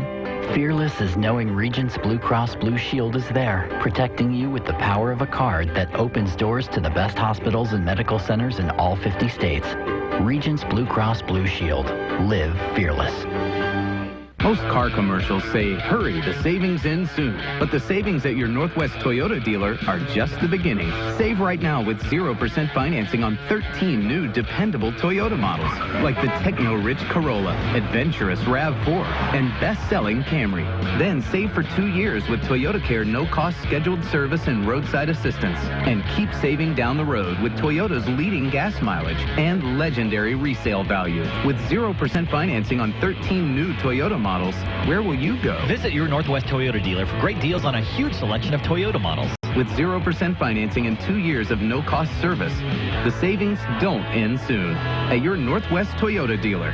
Toyota, let's go places. APR financing through Toyota Financial Services with approved credit. Must take retail delivery from dealer stock by 11/2/15. Covers normal factory scheduled service for 2 years or 25,000 miles, whichever comes first. See Toyota dealer for details and exclusions. Valid only in the continental U.S. and Alaska. Northwest Burger inside the 5th Street Market has burgers so amazing. They're an experience all their own. Freshly ground meat, local produce, combined with the creativity of local chef Garrett Kirsch, made for a burger experience like no other. Northwest Burger, the official burger of the Wake Up Call. I'm Gary Conley with today's Money Minute. The Springfield City Council recently gave city officials permission to use the power of eminent domain to condemn and purchase private property against the owner's will if necessary in order to complete the Glenwood redevelopment along Franklin Boulevard. Under the Fifth Amendment to the U.S. Constitution, governments are empowered to do this, but only if it's done for a valid public use and the owner is paid just compensation. In the beginning, public use was basically thought of as something like to build a bridge or road. But a Supreme Court decision, commonly known as Kello, changed all that about 10 years ago. The Kello legal battle is chronicled in great detail in a new book called The Grasping Hand by Ilya Soman, a law professor at George Mason University. But the gist of what the decision did was enable governments to take your property for nearly any purpose fancied by city planners, bureaucrats, or politicians. Here's the nugget. A question asked by one of the judges during the Kello argument was if it was constitutional for the government to seize a Motel 6 and turn it over to Ritz-Carlton for redevelopment, just because the Ritz would pay more taxes. The answer turns out to be yes. And after Kello, ordinary property owners have little chance because the law is now so skewed against them. More soon. I'm Gary Conley, and that's today's Money Minute. When I have an asthma attack, I feel scared. I feel like I'm choking. Prevent your child's next asthma attack. Visit www.noattacks.org or call your doctor, because even one attack is one too many. I feel like a fish with no water. Brought to you by the EPA and the Ad Council. We're all part of your community. We all play a role in keeping our community safe. So protect her every day. If you see something suspicious, say something to local authorities. With our eye on the stock tickers, this is the Wake Up Call Business Report on News Radio 1120 KPNW. This is a Bloomberg Market Minute. Stocks are little changed in early trading, but holding near two-month highs for a second day as investors weigh corporate earnings, and with the market headed towards best monthly gain in 5 years. Right now, the Dow is down almost 4 points at 17,752. The S&P 500 is lower by 1, and the Nasdaq is up about 0.1%, about 5.5 points. Analysts project profits for S&P 500 members dropped about 6% in the third quarter, with about two-thirds of companies in the index finished with their reporting this season. 75% have beaten profit projections. Only 44 have exceeded sales estimates. A report today shows consumer sentiment rose less than forecast this month, as October's viewed buying conditions as less favorable than they did earlier in the month. The smaller gain from a month earlier masks more optimism about the outlook for household finances, however. And an earlier report today showed household spending rose less than forecast in September. Gina Cervetti, Bloomberg Radio. There needs to be a change in the way we do presidential debates. I'm Lars Larson with the Northwest Report's commentary in just a moment. Have you ever thought about all the money you spend at the pharmacy buying a shaver, and it's just a cheap piece of plastic? Harry's.com was started by two guys passionate about creating a better shaving experience. They bought a blade factory in Germany. They turn out the best blades, and the starter kit, $15, and it's delivered to your house, and delivery is free. Go to Harry's.com right now. Enter my code name Lars in the promo box, and Harry's will give you $5 off your first order. Enter my code name Lars for $5 off your first order. That's Harry's.com. Change the way you shave forever. The Republican presidential candidates were right about the GOP debate on CNBC. The moderators' ridiculous questions and insulting tone are why many, if not most, Americans distrust the media. Here's the way Chris Christie pushed back after that question. Wait a second. We have $19 trillion in debt. We have people out of work. We have ISIS and Al-Qaeda attacking us. And we're talking about fantasy football, secure our borders, protect our people, and support American values and American families. Enough on fantasy football. Let people play. Who cares? I've worked in radio and TV newsrooms for 40 years. In every single one as a conservative, I was a minority. They tilt hard to the left. This debate supplied a lot of the information to the voters, not because of the moderators, but in spite of them. And that needs to change. For Northwest Reports, I'm Lars Larson. News Radio 1120 KPNW, Eugene, Springfield, USA. Fox News Radio, I'm Dave Anthony. The U.S. may put a small number of boots on the ground in Syria. Reuters reports the Pentagon could announce today a few dozen special operations troops could be deployed in an advisory role to support moderate rebels in Syria's civil war. This amid a new attempt at diplomacy. Secretary of State John Kerry meeting in Vienna with ministers from Saudi Arabia, Russia, Iran, and other countries. It's reported they're considering a new plan to set up a ceasefire in Syria within the next 6 months. There'd then be a transition government established featuring Syria's President Bashar Assad and opposition members. The long-term details still unclear. Countries are split on Assad's future. In London, Simon Owen, Fox News Radio. 2 more attacks today in Jerusalem and the West Bank. A Palestinian man stabbed and seriously wounded a man at a rail station. Then he was shot and killed by Israeli forces. The victim is reportedly an American tourist. In the other attack, 2 Palestinians with knives ran toward an Israeli checkpoint. One was shot dead and the other wounded. We're still waiting for President Obama to sign a 2-year budget. The Senate passed at 3 a.m. despite objections from some Republicans, including Rand Paul, who's running for president. It's a rotten deal. It's not conservative. It's going to explode the debt. Fox News Radio's John Decker live at the White House. Hours after the spending bill passed the Senate, the president praised the legislation for locking in 2 years of funding that, in his words, should help break the cycle of shutdowns and manufactured crises that have harmed our economy. In fact, the bill averts a government shutdown in December and also raises the debt limit through 2017.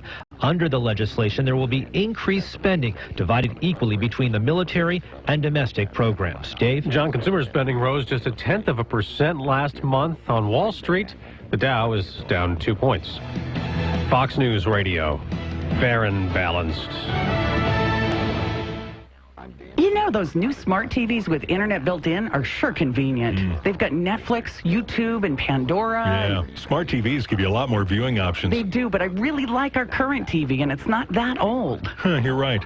We could upgrade our TV. How? We could get one of those new Blu-ray players with full internet built in, and then hook that up to our TV. Oh, yeah. Do those cost much? Not at video only. They're only $69. And they even receive the internet by Wi-Fi. So, no new wires? Right. For just $69, our TV could have Netflix and YouTube and whatever else we like on the internet. Okay, let's go to video only and check out these new smart Blu-ray players.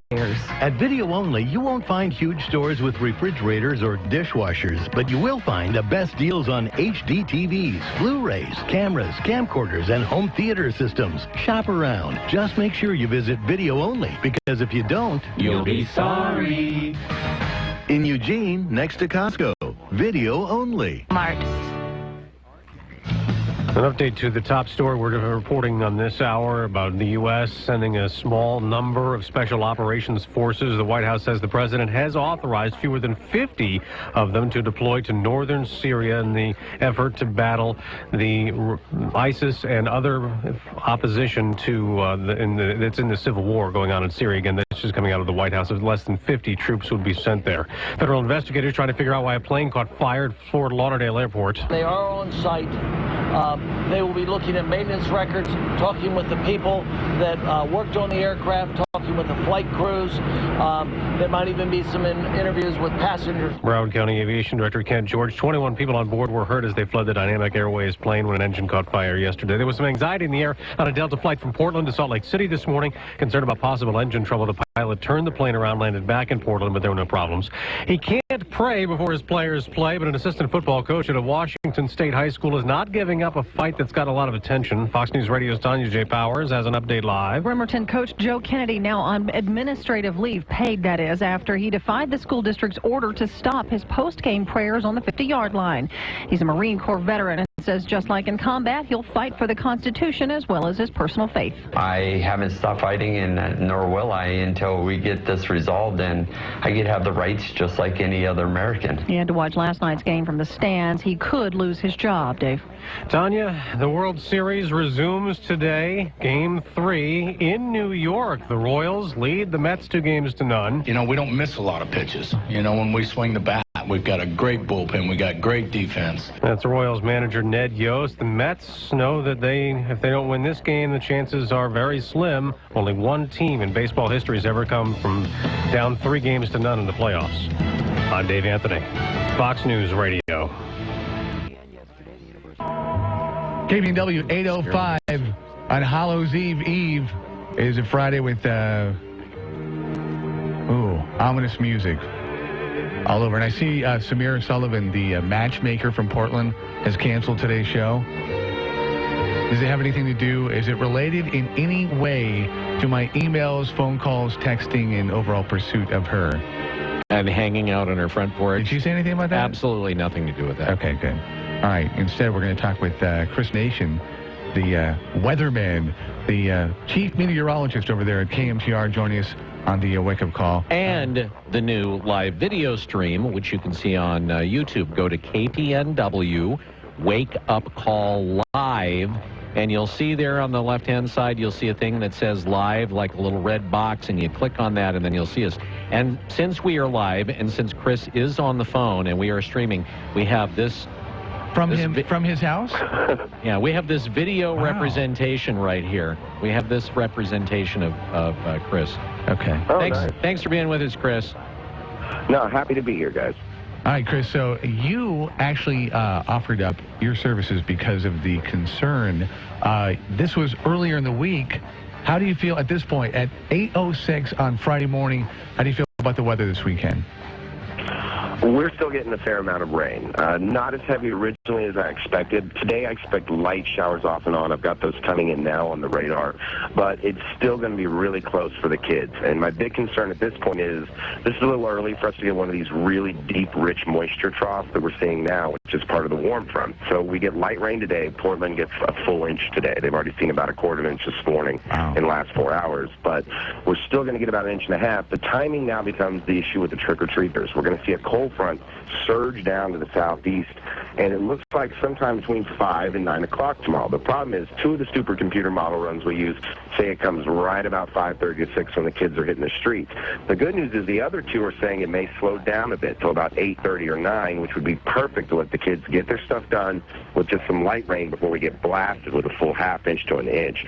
And it still looks like we're probably looking at here in the metro an inch and a half in the next 48 hours. There's definitely a deep, deep moisture pool that's moving in with the warm front. When you say southeast, do you mean southeast Eugene? No, I mean the actual cold front's going to move all the way from Alaska, where it's currently there now. It's going to pick up a ton of moisture on its way because the cold air is denser. Kind of if you think about it like hot air balloons, the cold air is denser, so it moves along the edge of the water. And as it's moving along the water, it's picking up more and more moisture, and that's what we call precipitable water values. And it's just a fancy meteorology term that basically means how much moisture is actually in the air that can be turned into rain. And so the cold front's picking up a lot of that. So I expect a lot of light rain off and on throughout the day today, but a big blast with 20, 25-mile-an-hour winds right about trick-or-treat time tomorrow.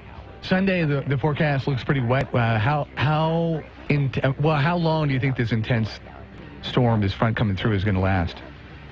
Well, the front should really only last about 2 or 3 hours of really heavy showers because it'll be one kind of line that will come through and just blast us as it moves literally almost down the I-5. And once we pass that, we'll go back to kind of the standard Oregon weather where it's showery and then not showery. But we're still looking at a fair amount of moisture. As you guys were just saying, Sunday looks wet because even though the system will pass through us Saturday night, there's still a lot of post-frontal showers, which is basically just another term that means showering activity in an unstable environment behind the cold front.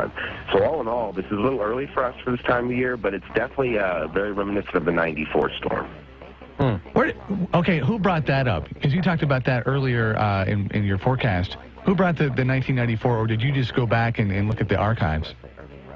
Well, they mentioned it, started talking about it on Tuesday with the National Weather Service in one of our little private chats, and then I went back and started looking at that storm, and we picked up almost 3 inches that one day on Halloween in '94. I don't think we're going to get that much like they did in the record books, but I'm highly confident in calling for an inch and a half in the next 48 hours. Okay. That being said, what is Chris Nation going to be dressing up tomorrow? I think I'm going as a crazy scientist, and then I'm going to take my son out and do a little trick-or-treating. And originally all week I was telling people to take umbrellas, but I had lovely viewers email me and say, hey, these Oregon kids don't do that. They're hitting the streets no matter what. Yeah. Sans the umbrellas. We don't use umbrellas here. No. Stinking umbrellas. Yeah. I'm learning that very quickly. Yeah, I'm sure it doesn't take here but a we couple wear of seconds shorts to get a response from viewers. Whenever you throw something out there and they give you an idea of what we do in this here culture real quick, I'm sure. Oh, yeah, but I love it. We couldn't be happier. It's great here. And then one thing I will mention, guys, the only thing that I'm starting to become a little more concerned about is lowland kind of flooding, where the problem is we've got all these leaves on the ground. So if we get, a ½ inch or an inch in 2 hours, it clogs the drains. You add that to kids running around in the streets. Just everybody needs to be a little more cautious, especially if the timing doesn't work out for us and this comes in right at 6 o'clock tomorrow. Just be careful out there. Very good. Chris Nation, when are you on again? Tonight, actually. It was my day off, but with the system coming in, I decided to go ahead and give my number 2 the day off, and I'm going to go ahead and take care of it tonight. Look at you. All right. Well, have a great weekend and happy Halloween. You guys, too. Everybody be safe. All right. Chris Nation from KMTR, the chief meteorologist there. 8:10, News Radio 1120 KPNW News coming up. Burrito Amigos and game day. You can't beat them. Having a game night in while the team is on the road? Well, invite all your amigos over and let Burrito Amigos supply the eats. Call in an order, pick it up, and it's party on. On the hot side, I suggest Fire Bites. They're deep-fried jalapeno slices, or treat your guests to cheese-filled jalapenos, pepitas. Or go deep with tacos, taquitos, and nachos. And Burrito Amigos taco salads are so big, everyone can dig in. Now, on the side, you can supply the chips, while Burrito Amigos supplies the fresh beans, rice, and salsa to dip those chips in. If you want to plan ahead, stop by the night before and get some fresh, cold tamales by the dozen and nuke them at home the day of the game. Here's your Burrito Amigos helpful hint. When you go the tamale route, take home some mole or the thick, cheesy, spicy poblano soup to use as sauce over the tamales. Better yet, use both. And, of course, all of this is great for tailgate parties. You might even go the burrito route. Burrito Amigos all over Eugene and Springfield. As Burrito Amigos' biggest fan, I can tell you there are some weekends where you may even like Burrito Amigos better than the game. This is an exciting announcement from Eugene Airport. Today is the day your life gets easier. Getting from point A to point B has never been more efficient. You can now fly nonstop from Eugene Airport to San Jose. That's right. There's now a new nonstop way to San Jose on Alaska Airlines. We're connecting the Silicon Valley to the Silicon Shire. Book your next flight today at alaskaair.com. Fly easy. Fly EUG. Catch Rush Limbaugh Monday through Friday, 9 to noon, right here on KPNW. Sponsored in part by Sun Automotive. Sun Automotive has 3 convenient locations in Springfield and Eugene. They can service or repair your vehicle from bumper to bumper. Call Sun Auto at 746-6430. I make learning a privilege, not a chore, and frustration a tool, not an obstacle. I'm a teacher. I make more. Make more. Teach. Visit teach.org. Brought to you by Teach and the Ad Council. It's the big happenings in the Valley and the state. This is the Wake Up Call on 1120 KPNW with Bill London. Good morning. Just look at the news brought to you by Burrito Amigos, the friendly ones, featuring great breakfast burritos and fresh brewed locally roasted coffee for a tasty start to your morning. Here's what's going on. Well, on Monday, the Lane County Sheriff's Office was contacted by someone who had passed by a pond near Beltline and the Northwest Expressway. Now, that person had seen a partially submerged vehicle in the water. So deputies responded. Before long, they called in some divers, and that's when the divers discovered the body of Linda Lee Perry, a 49-year-old woman who disappeared in November of 2007. We believe that she exited the freeway while traveling westbound on the Beltline, and there's a slight embankment there for the on-ramp that goes back onto Beltline. We believe she probably hit that, which kind of launched her into and over the guardrail at that point. Detective Sergeant Carl Wilkerson with the Lane County Sheriff's Office says investigators have no reason to suspect foul play. They just say it was a weird and very unfortunate, tragic accident. And if it wasn't for the drought, Linda Perry, who was from Junction City, may never have been found, and her family never received any type of closure. Well, it's a story that just keeps generating press, and lawsuits. Rob Holloway has that story. Former Oregon basketball player Brandon Austin, 1-3, dismissed following a sexual assault allegation in 2014, has filed a lawsuit against the U of O. Former President Michael Gottfredson and 3 others. Austin seeking $7.5 million. It was an 18-page suit claiming personal and professional harm, emotional distress, a lesser chance of playing in the NBA, and loss of income. It was filed by an attorney out of New Jersey, and Marianne Dugan, a lawyer here in Eugene, claims Austin, quote, committed no sexual assault and would open up access to witnesses, previously unredacted reports, and cross-examination that wasn't available to their case before. They'll also use the fact that the university's counsel wanted to enlist Austin's help in the lawsuit brought on by the victim as she sued Oregon and coach Dana Altman. If you recall, charges never filed against Austin and the two teammates, Dominic Artis and Damian Dodson, but they were dismissed and barred for 4 years from campus. The storyline continues. Bill? Yesterday morning, we reported on the wake-up call that O'Hara Catholic School in West Eugene had closed its doors after 14 teachers had called in with a stomach flu. Well, it wasn't the flu, it was norovirus. The nasty bug is amazingly contagious, causing symptoms ranging from stomach cramps to diarrhea and vomiting. Today, the school is still closed as custodians, with aid from the county health department, thoroughly disinfect the school with bleach. The virus can live on surfaces for up to 6 months.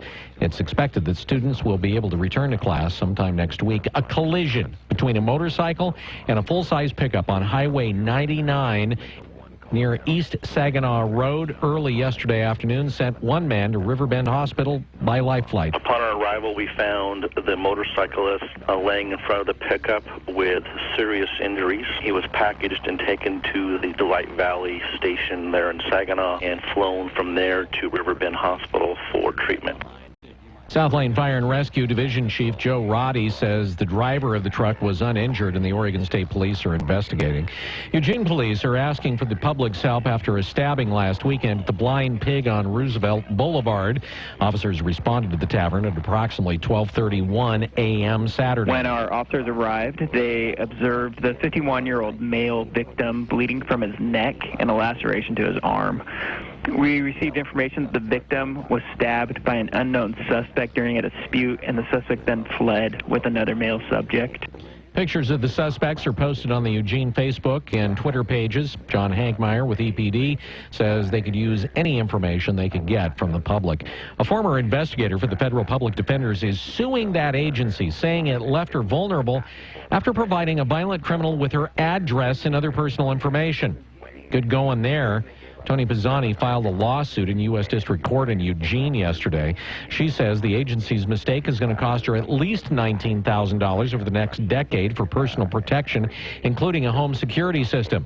Pisani investigated former Coos Bay resident Thomas Cornelius, who's now serving 50 years in prison for attacking a pair of inmates and possessing weapons.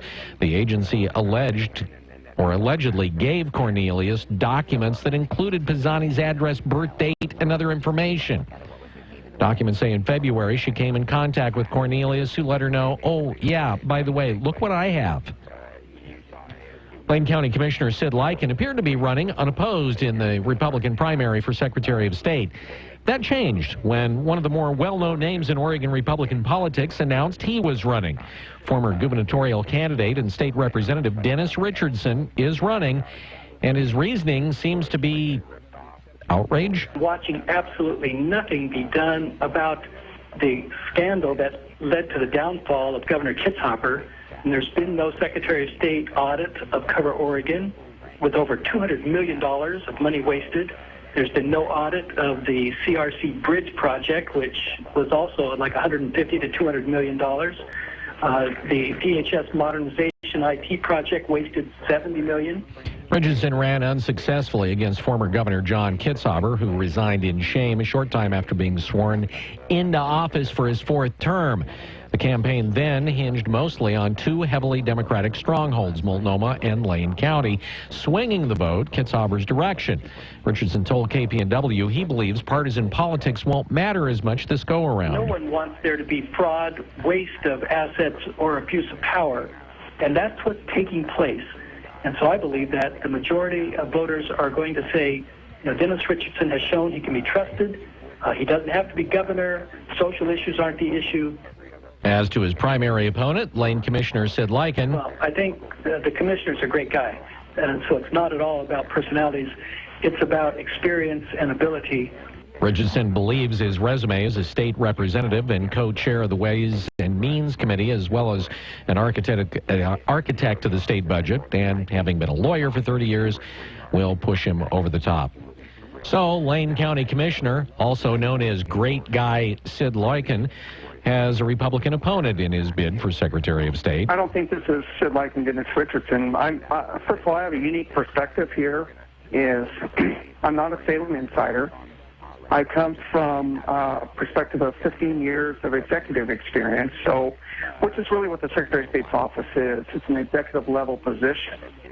And according to Dennis Richardson, it's a great guy position. Lycan believes that being a county level executive is comparable to the Secretary of State. You know, we handle elections. We have a finance and performance auditor.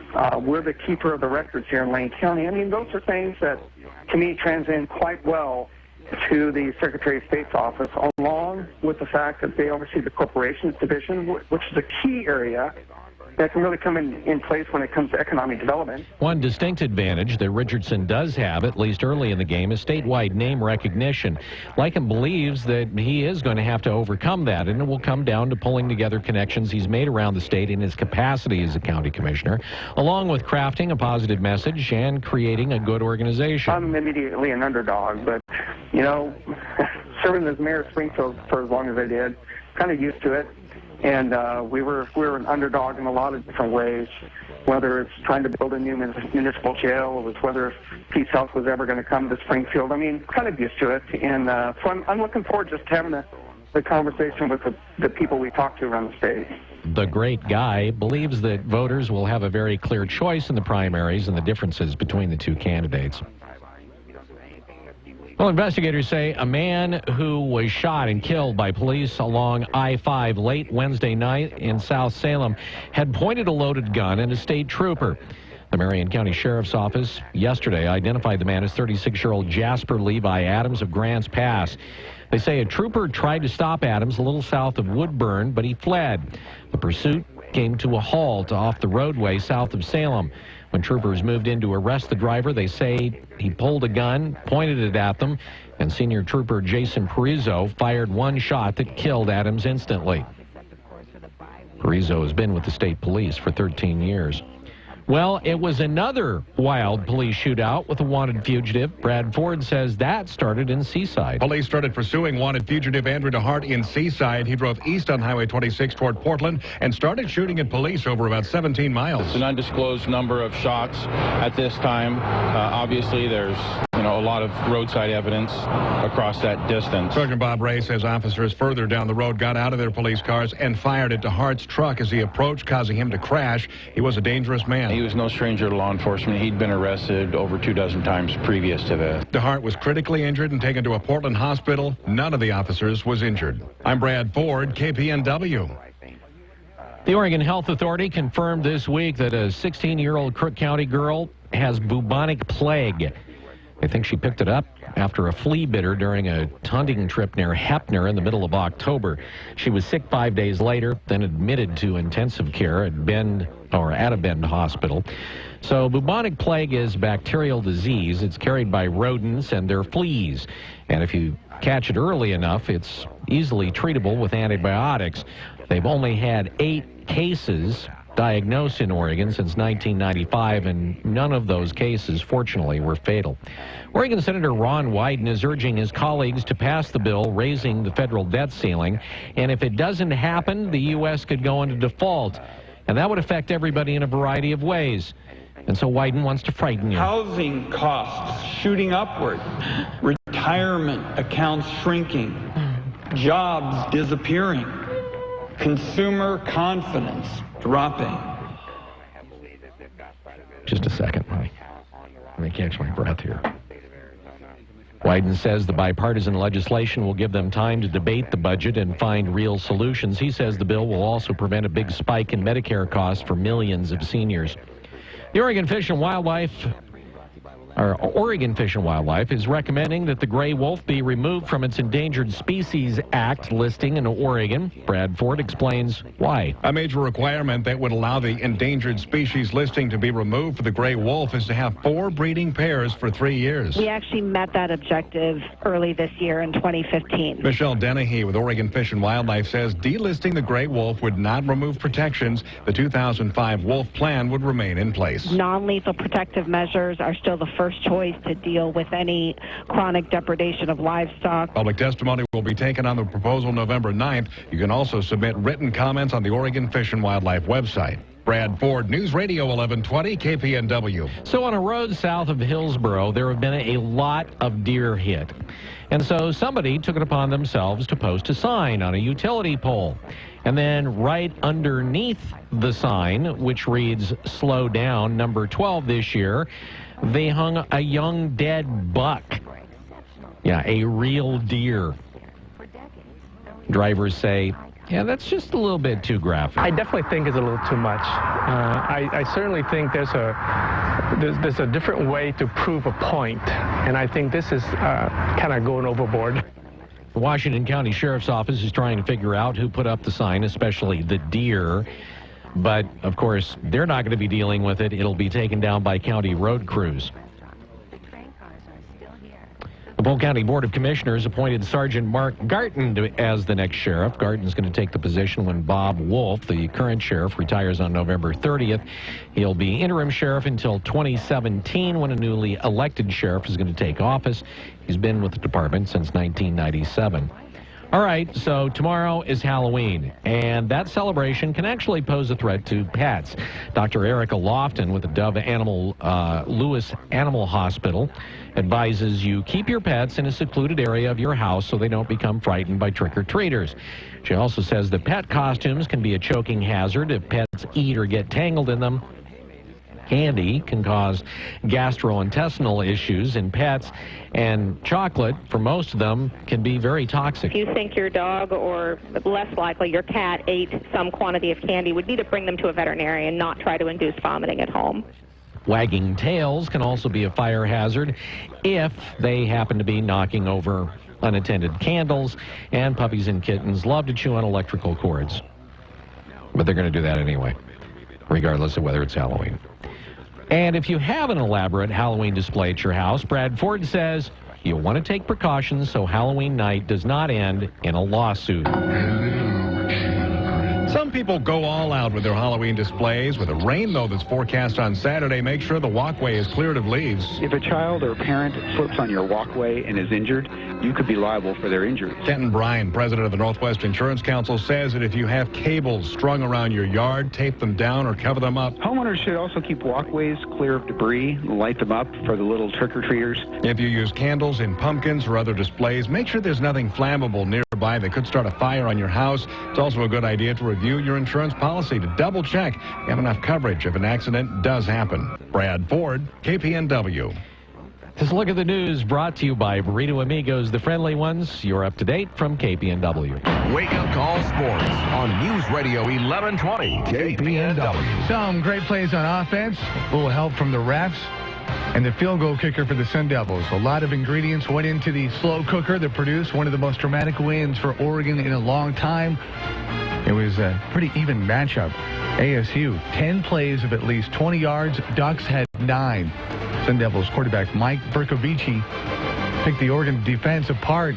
398 yards, 5 touchdowns, but 2 INTs, the second, the most costly. Arian Springs picked off Bercovici in the end zone in a, score that probably would have put them up. Arizona State goes down. Third overtime. Ducks win 61-55. Hard not to acknowledge a drop pass from Darren Carrington. That would have been a touchdown.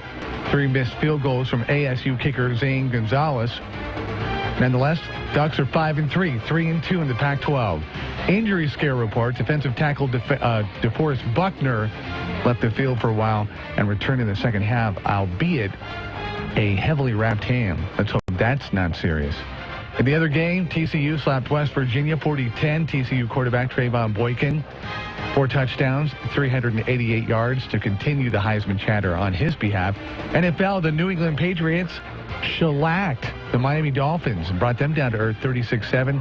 New England's Tom Brady again, solid with 4 touchdowns. Jeb Bush's fantasy football team, no touchdowns from Ryan Tannehill, but 1 from Rob Gronkowski. And Game 3 of the World Series tonight from New York. Mets trying to get back into it, down 2-0 to the Royals. Go Conforto. Wake Up Call Sports on KPNW, brought to you by Wetlands on Garfield in Eugene, your West Side neighborhood sports headquarters and pub. at 8:30. KPNW weather brought to you by Mattress Mania in Albany, Eugene, Springfield, and Corvallis. Save like crazy. Good morning. If you're headed out the door in the next 2 minutes, you're looking at mostly cloudy skies. We're already seeing some light drizzle off and on across the valley. Temps out there right now in the upper 40s, below 50s, with light winds out of the south at 5 to 10. We're looking at a warm front spreading over the area today, and that means highs will get to the mid to low 60s out there. High of 62 here, but we'll see a better chance of rain as we move through the day. 40% throughout the morning, becoming 70 or 80% in the afternoon. Could pick up between a quarter and a half inch. We're also tracking a strong cold front set to move in during the Halloween hours late in the afternoon Saturday, bringing another quarter to a half inch. If you're going to be out and about, make sure you bring some wet wear. It looks to be a wet one. I'm Chief Meteorologist Chris Nation in the KMTR News Source 16 Weather Center, hoping you have a fantastic day. Take your classic hot rod, muscle car, or modern ride to a whole new level. Metalworks has all of your high-performance parts on-site at guaranteed low prices. Metalworks' expert know-how will help you down the road. Check out our latest dream rides from around the globe at metalworksclassics.com. We're off West 11th at 1045 Aerosmith Street in Eugene. Trucks, performance, classic restoration, Metalworks. Rebuild your dream. Gunrunner Arms in Junction City, your hunting season headquarters. Whether you're looking for a new rifle, hard-to-find ammo, or scopes, see Gunrunners. With any scope purchase, Gunrunners will mount the scope and tune it with laser bore sighting absolutely free. And now Gunrunners has reloadable gift cards with new and used guns, ammo, holsters, cases, reloading equipment and supplies, Liberty Safe, survival gear, and more. Gunrunner Arms with new fall hours, 9:30 to 7, Monday through Friday, and 11 to 4:30 on Sunday. Gunrunner Arms on Highways 99 and 36 in Junction City, vet-owned and Second Amendment proud. Summer never ends at the River House Hotel in Bend. Now is the perfect time to escape and enjoy sunshine and outdoor adventure. You'll be delighted with a stay at the River House Hotel located on the banks of the Deschutes River. Spacious guest rooms, a full-service restaurant and bar, and easy access to all the adventure Central Oregon has to offer. Conveniently located to downtown Bend and the Old Mill District, the River House puts everything at your fingertips. Enjoy our indoor and outdoor pools and spas. Tee it up at River's Edge Golf Course. Stroll along our scenic river trail or walk to over 30 boutiques and specialty shops nearby. At night, cozy up to a spa or fireplace and order room service. Or indulge in one of the most memorable meals you'll ever have at Crossings, our award-winning restaurant. It's a perfect time to get away and take advantage of Summer Never Ends special value rates. For reservations and special offers, visit us online at riverhouse.com. Being there matters, and in a world that can be uncertain, your United States Navy protects and defends America on the oceans. Where there are threats against America, anywhere around the globe, your Navy ships, submarines, aircraft, and most importantly, tens of thousands of America's finest young men and women are ready to defend America at all times. When pirates threaten commerce, your Navy is there to ensure the world's oceans are safe and free from attacks. When disaster strikes, like the typhoon that devastated the Philippines in 2013, your Navy was there, providing medical supplies and relief to those in need. When drug traffickers attempt to use the ocean to ferry narcotics to our borders, your Navy is there defending America. Your Navy is deployed around the world, around the clock, always ready. When it comes to protecting and defending America, being there matters, and America's Navy is already there.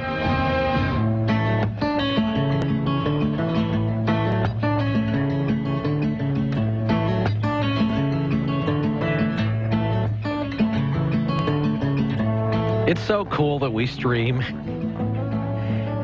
Mattress price war is going on right now at Sleep Train.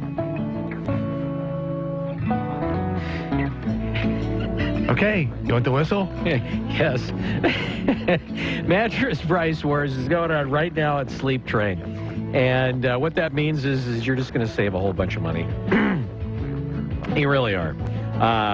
Like Simmons and Beauty Rest, the Sealy Posturepedic, they're going head-to-head, so you save $400. You can sleep interest-free until 2018 with no money down on all Tempur-Pedics, or you're going to get just great deals. Anyway, you need to head into Sleep Train. Why? Because Rob and I go there. That's where we go. Now, mind you, it's been a while. Well, at least since I've been there. But I think Rob actually goes down and loiters. He just likes to sit down on some of those beds there and just talk to the experts about, so what kind of sheets do you think would go well with this? And do you think it would match the wallpaper in my bedroom? And they say, well, yeah, Rob, why wouldn't it? And then Rob will say, well, you know, it's the chartreuse and beige thing. It's kind of hard to match. And they're like, don't worry, Rob, we'll find you something. So head in to Sleep Train during Mattress Price Wars. You'll be a happy camper. Locations everywhere, one near you. Eugene, Springfield, Corvallis, and Salem. Sleep Train, your ticket to a better night's rest. I won't mention any names, but their initials are... Holloway in London. The Wake Up Call on News Radio 1120 KPNW.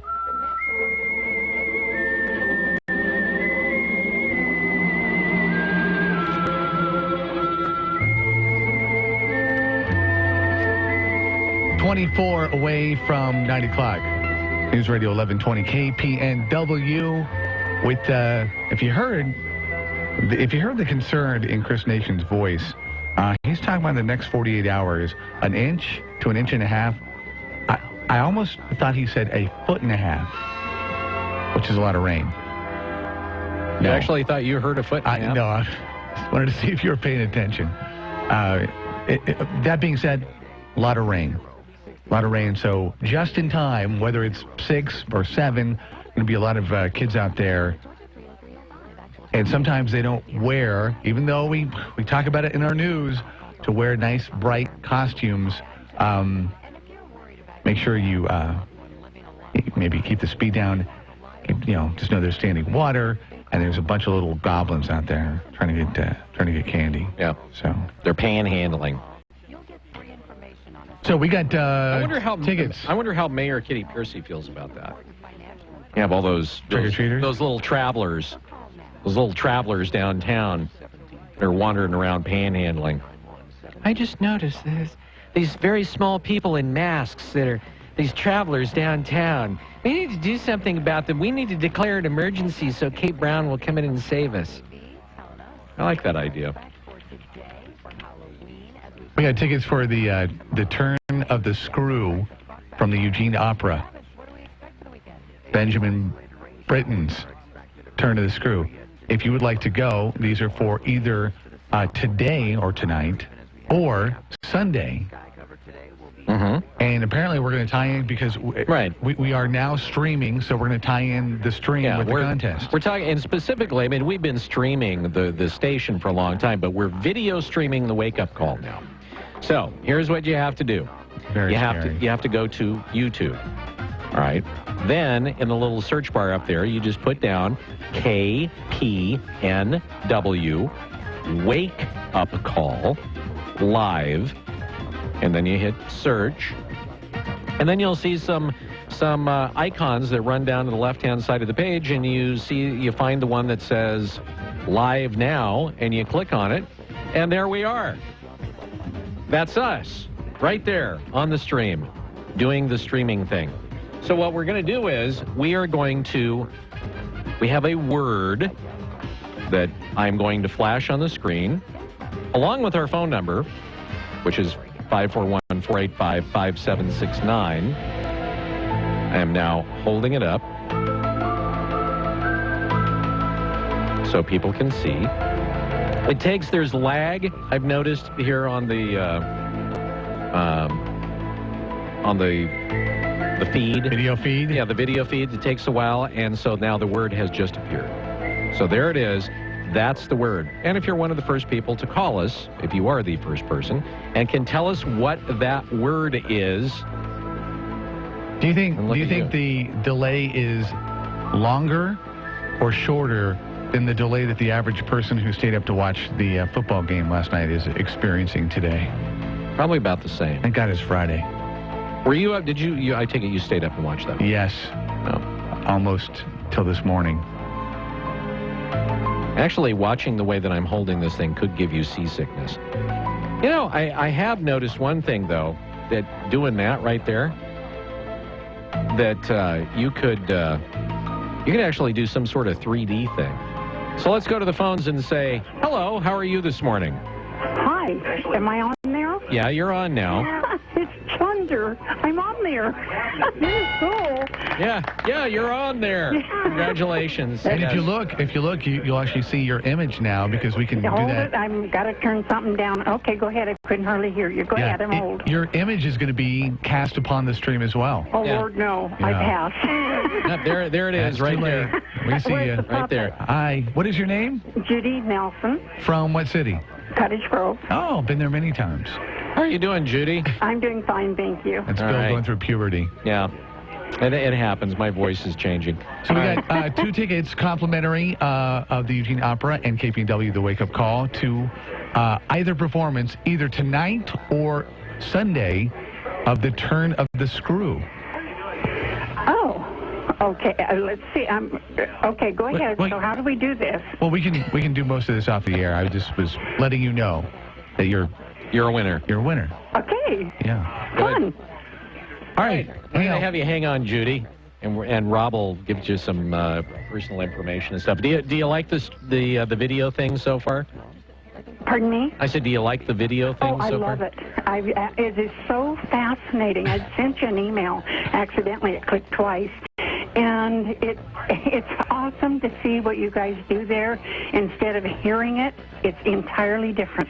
God, you So thank almost sounded convincing, too. You actually sound like you are interested, which is amazing. You're an actress.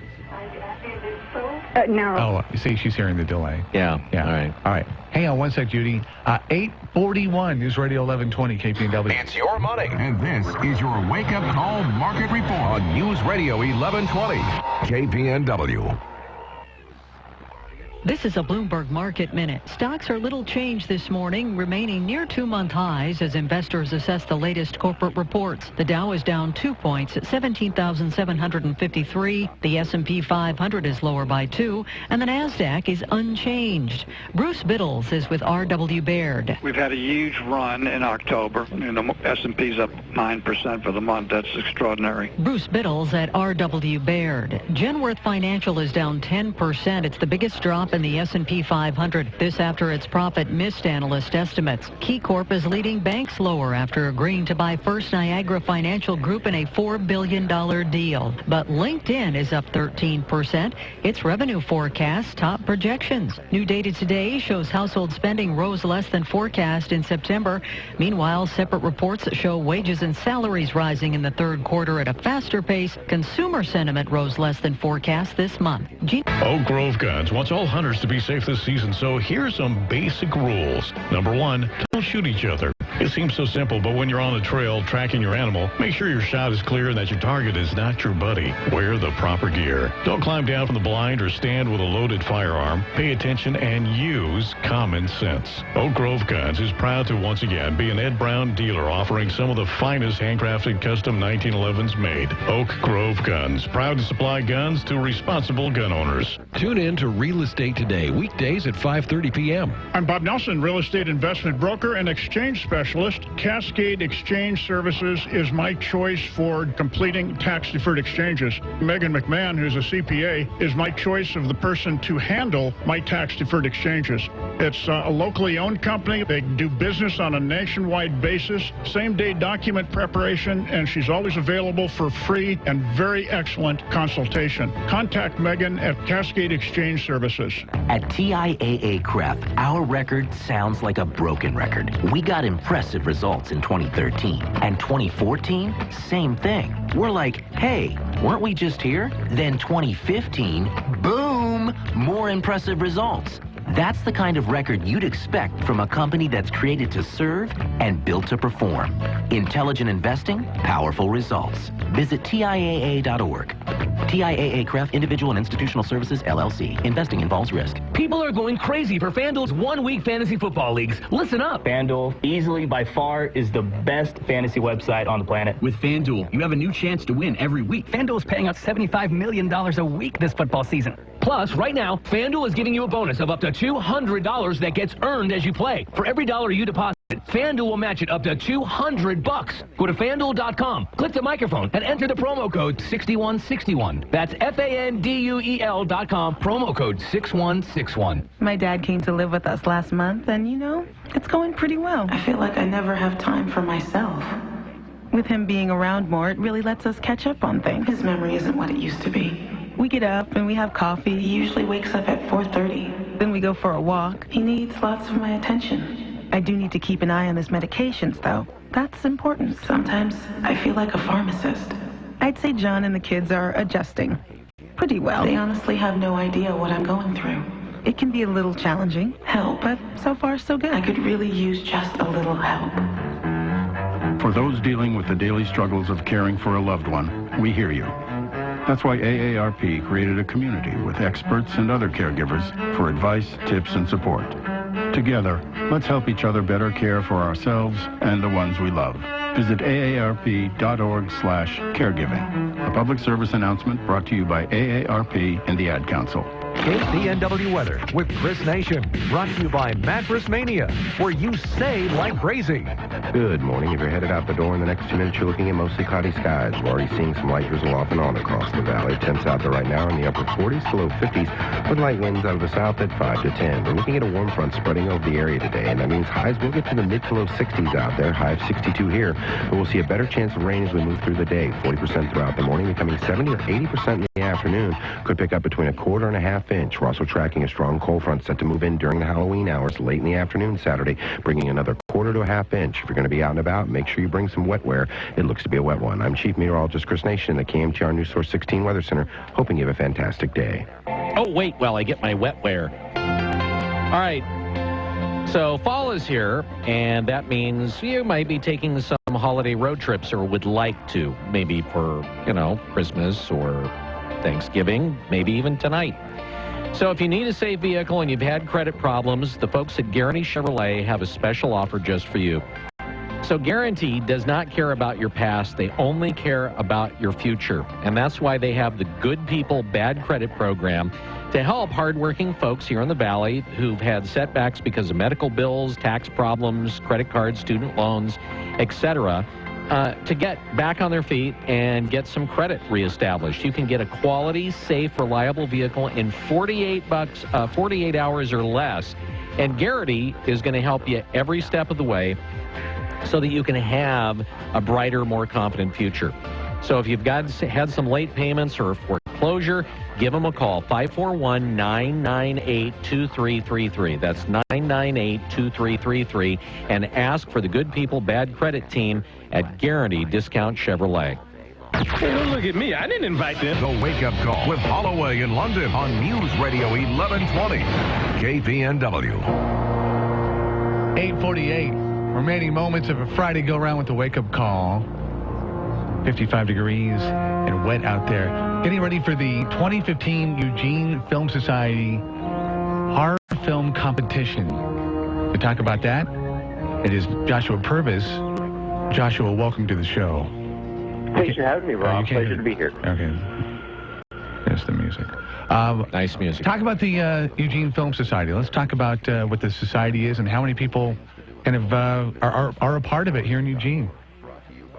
Sure. So the Eugene Film Society, we've been in operation going on our third year. We began really with this competition. This is our third one we're going into. We're a local community arts nonprofit that supports the local film community. We sort of particularly support local film production and specialized exhibition. And this competition specifically is really big on outreach to young filmmakers. We do a lot of promotion outreach at the University of Oregon and at Lane Community College, as well in the community generally. So this year, this is our biggest turnout for the competition. We had over 50 filmmakers sign up. Wow. And over 40 films come in by deadline. So we're very excited to see the response to the competition. We've had a lot of filmmakers that have returned from previous years. People coming from Florence, people coming from Portland to compete. We also this year launched our first screenwriting workshop going into the competition. It is an opportunity to work with the Hollywood screenwriter Albert Krim out of the American Film Institute, and he gave a 4-hour workshop on how to write an effective short horror film.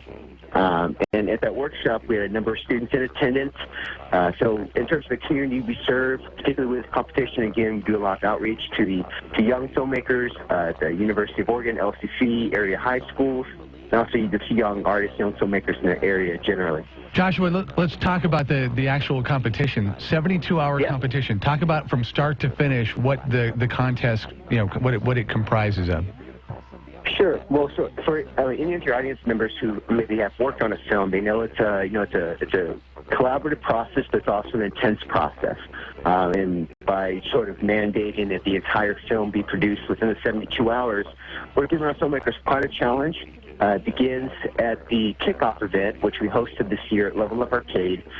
There we announced the mandated line of dialogue and props, and the filmmakers then had to receive that information and incorporate it into the film, recruit actors, bring in their crew, write the script, do all the shooting, and then go into post-production, editing the film, creating music, color correcting, and then they had to submit it by deadline this last Sunday night at the Barn Light.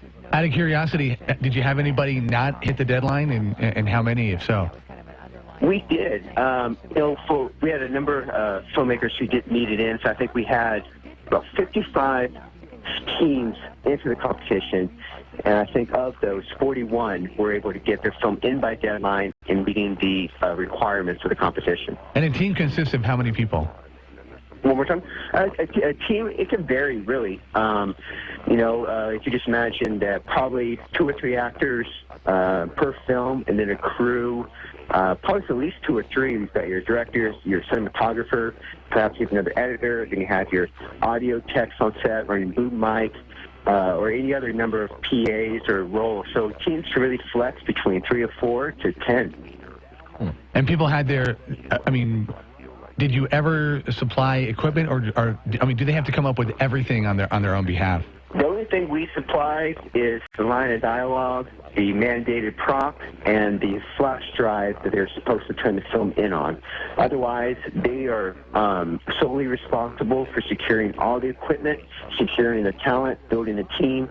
Now, we did invite, the kind of the larger film community to attend the kickoff event, including actors and other filmmakers. But it was on the competing filmmakers to actually do the recruiting and to build their team. When you say the mandated line of dialogue, is it a bunch of dialogue that they have to use, or just a single line like, "Oh, gee, I wonder what's in here"? Oh no, it's one specific line of dialogue. I believe it was sometimes when people are afraid they could do horrible things, and the mandated prop was a cell phone. So each film has to take that line of dialogue and include it in the script, and it has to be audible within the film, and then the prop has to appear in the frame for at least 3 seconds. Wow. Okay. And so out of curiosity, of those 41 movies, how many do you suspect, or how many do you know are decent, entertaining, movies that somebody would want to have as a part of a festival or something of that sort? Oh, a good many. I got to say this year, now, I didn't participate in the jury screening. I usually extract myself from that so I can stay impartial. But I did hear feedback from the jury of media professionals we did have review the films, that overall the quality of films certainly has elevated this year. And because we've had more filmmakers compete, we have a greater number of we have a great variety of films generally that show up, and so it's neat to see, because horror is an interesting genre. It really rewards risk-taking, it rewards ingenuity, and it's really about producing an effect in your audience. There's a lot of flexibility to get that reaction from an audience. You never know what will kind of disturb someone or scare them or cause some sort of tension or anxiety. So you'll be surprised at how many films can be kind of funky, can be far out, but can really kind of resonate and hit home because they're so effective at what they do. It's interesting. I was thinking about this. Well, how would you do a horror film that would be effective when you have no budget and very little time? And it would seem like it would come down mostly to the editing process and the way that you cut things together to try and shock and scare people. Because you couldn't do it with, special effects of landings, flying saucers, and stuff like that. Oh, no doubt. So it's actually interesting you bring that up, because if you for example, looked at our website, EugeneFilmSociety.com, we have the two winners from last year, the jury prize winner and the audience award winner, and they take very different approaches to the film. One of them sort of inserts you right in the middle of sort of the third act with the protagonist. She's stuck in a situation, she's trying to get out. So as the audience member, you're really trying to figure out what's going on, how she got there, why is her life at risk, how she's going to get out. And then the other film, the audience award winner, sort of takes more of a kind of holistic approach to trying to tell an entire story in 3 minutes. So you have the use of a voiceover narrator to try to give the audience a sense of the story as you're sort of watching the visual cues lead up to the specific sort of climax at the end.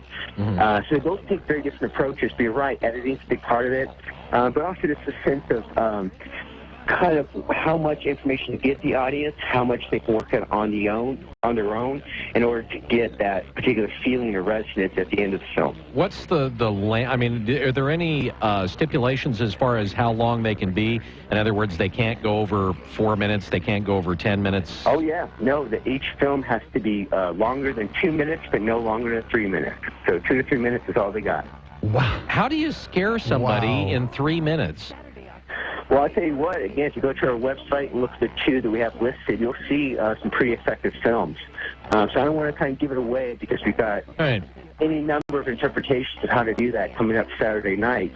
But it is possible. But it takes a kind of a strategy to realize what you can't do or what you can leave out and what's critical to include to connect with the audience, produce the effect you want. Josh, I want to make sure that people have time if they want to, if they can and want to. Can people get tickets to this event Saturday night? Oh, absolutely. Yeah, we have tickets for we have two film screenings coming up on Halloween. The Paranorman screening earlier in the day, and then the Horror Film Competition screening later that night. Tickets for both can be found on the Holt Center website, but there's still tickets available. Participants of the 72-hour horror film competition screening will also get to vote for the favorite film and help determine an audience award winner, which is a $1,000 prize. Yeah. So tomorrow night at the Holt Center, after the screening, we're going to give away two prizes. One's a jury prize that's awarded by a jury of media professionals, and then an audience award. And both of those are each valued at $1,000. Very good. Hey, Joshua, great. This is an awesome event, and thanks for talking about it. Oh, we appreciate it. I really appreciate the opportunity to tell the wider Eugene community about it and hope they can come out and see it. Okay, holdcenter.org if you want to check it out. And, of course, Saturday night, 7 o'clock. Hey, that's it for us. Happy Halloween. Have a safe Halloween and as dry as you can make it. And we'll see you Monday, 6:05 right here. Bye. This is Brian Sutherland, owner of AMCO in Springfield. Is your check engine light on? Is your car or truck not performing like it used to? Has your gas mileage dropped lately? We'll perform our exclusive AMCO TransScan at no charge to you. That's a $50 value. And right now, our Power Purge transmission flush is only $99. That includes most cars and light trucks. Maintenance has never been more important, so trust your complete car care needs to AMCO in Springfield. For hometown service, remember, AA MCO. Is your home way too hot this summer? This is Josh Lowe with Dr. Energy Saver, and we fix uncomfortable homes. You need better insulation to keep you comfortable all year round. We are the only company in town to provide one-stop shopping for all your energy needs. Insulation, windows, doors, high-efficiency heating and cooling. Call Josh Lowe's Dr. Energy Saver today for your free home energy estimate. Call 541-248-1173. That's 541-248-1173 or online at OregonEnergySaver.com. Take your classic hot rod, muscle car, or modern ride to a whole new level. Metalworks has all of your high-performance parts on-site at guaranteed low prices. Metalworks' expert know-how will help you down the road. Check out our latest dream rides from around the globe at MetalworksClassics.com. We're off West 11th at 1045 Aerosmith Street in Eugene. Trucks, performance, classic restoration, Metalworks. Rebuild your dream. Have you ever thought how great it'd be to have a little extra push in your pedal? Eugene Electric Bicycles can make that dream a reality. There are more models than you might imagine. You can even bring in your own bike, and chances are they can convert it. Best of all, during October, all mid-drive bikes are $500 off. All mid-drive conversions, $350 off. That's substantial, and a really good reason for you to explore the reality of having that little extra push in your pedal. Eugene Electric Bicycles, downtown across from the 5th Street Market. Rediscover the joy of cycling. We report, you decide. This is News Radio 1120 KPNW, Eugene, Springfield, USA. This is a Fox News Alert. I'm Lisa Brady. American Special Ops Forces are heading to Syria and Iraq. The president authorizing a small number as part of a tweaked strategy for fighting ISIS. Fox News Radio's John Decker live at the White House. A senior administration official tells Fox News that up to 50 special operations forces will be deployed in an advisory role to Syria, where they will help coordinate local ground forces and coalition efforts to counter ISIS. Separately, the U.S. will set up a special ops task force to work with the Iraqis and go after high-value targets in Iraq. In addition, the U.S. will also expand security assistance to Jordan and Lebanon to expand Jordanian airstrikes against ISIS. The moves reflect a wider strategy of strengthening moderate rebels in Syria, who are the lead forces on the ground taking the fight to ISIS. Lisa? John, thanks. Meantime, peace talks in Vienna, the U.S. and 18 other nations in search of an end to Syria's civil war. Fox News Radio's Simon Owen live in our European Bureau. Lisa, unlike previous rounds of diplomatic discussions, this time Iran is at the table as well. Reports out of Austria say diplomats, including Secretary of State John Kerry, are looking at a plan for a ceasefire in Syria within 6 months and a transition government to follow. But that doesn't tackle the thorniest issue, what to do about Syrian President Bashar Assad, supported by Russia and Iran, rejected by the US and Saudi Arabia. Lisa? Simon, late word of a fire in a high school chemistry class in Northern Virginia. 5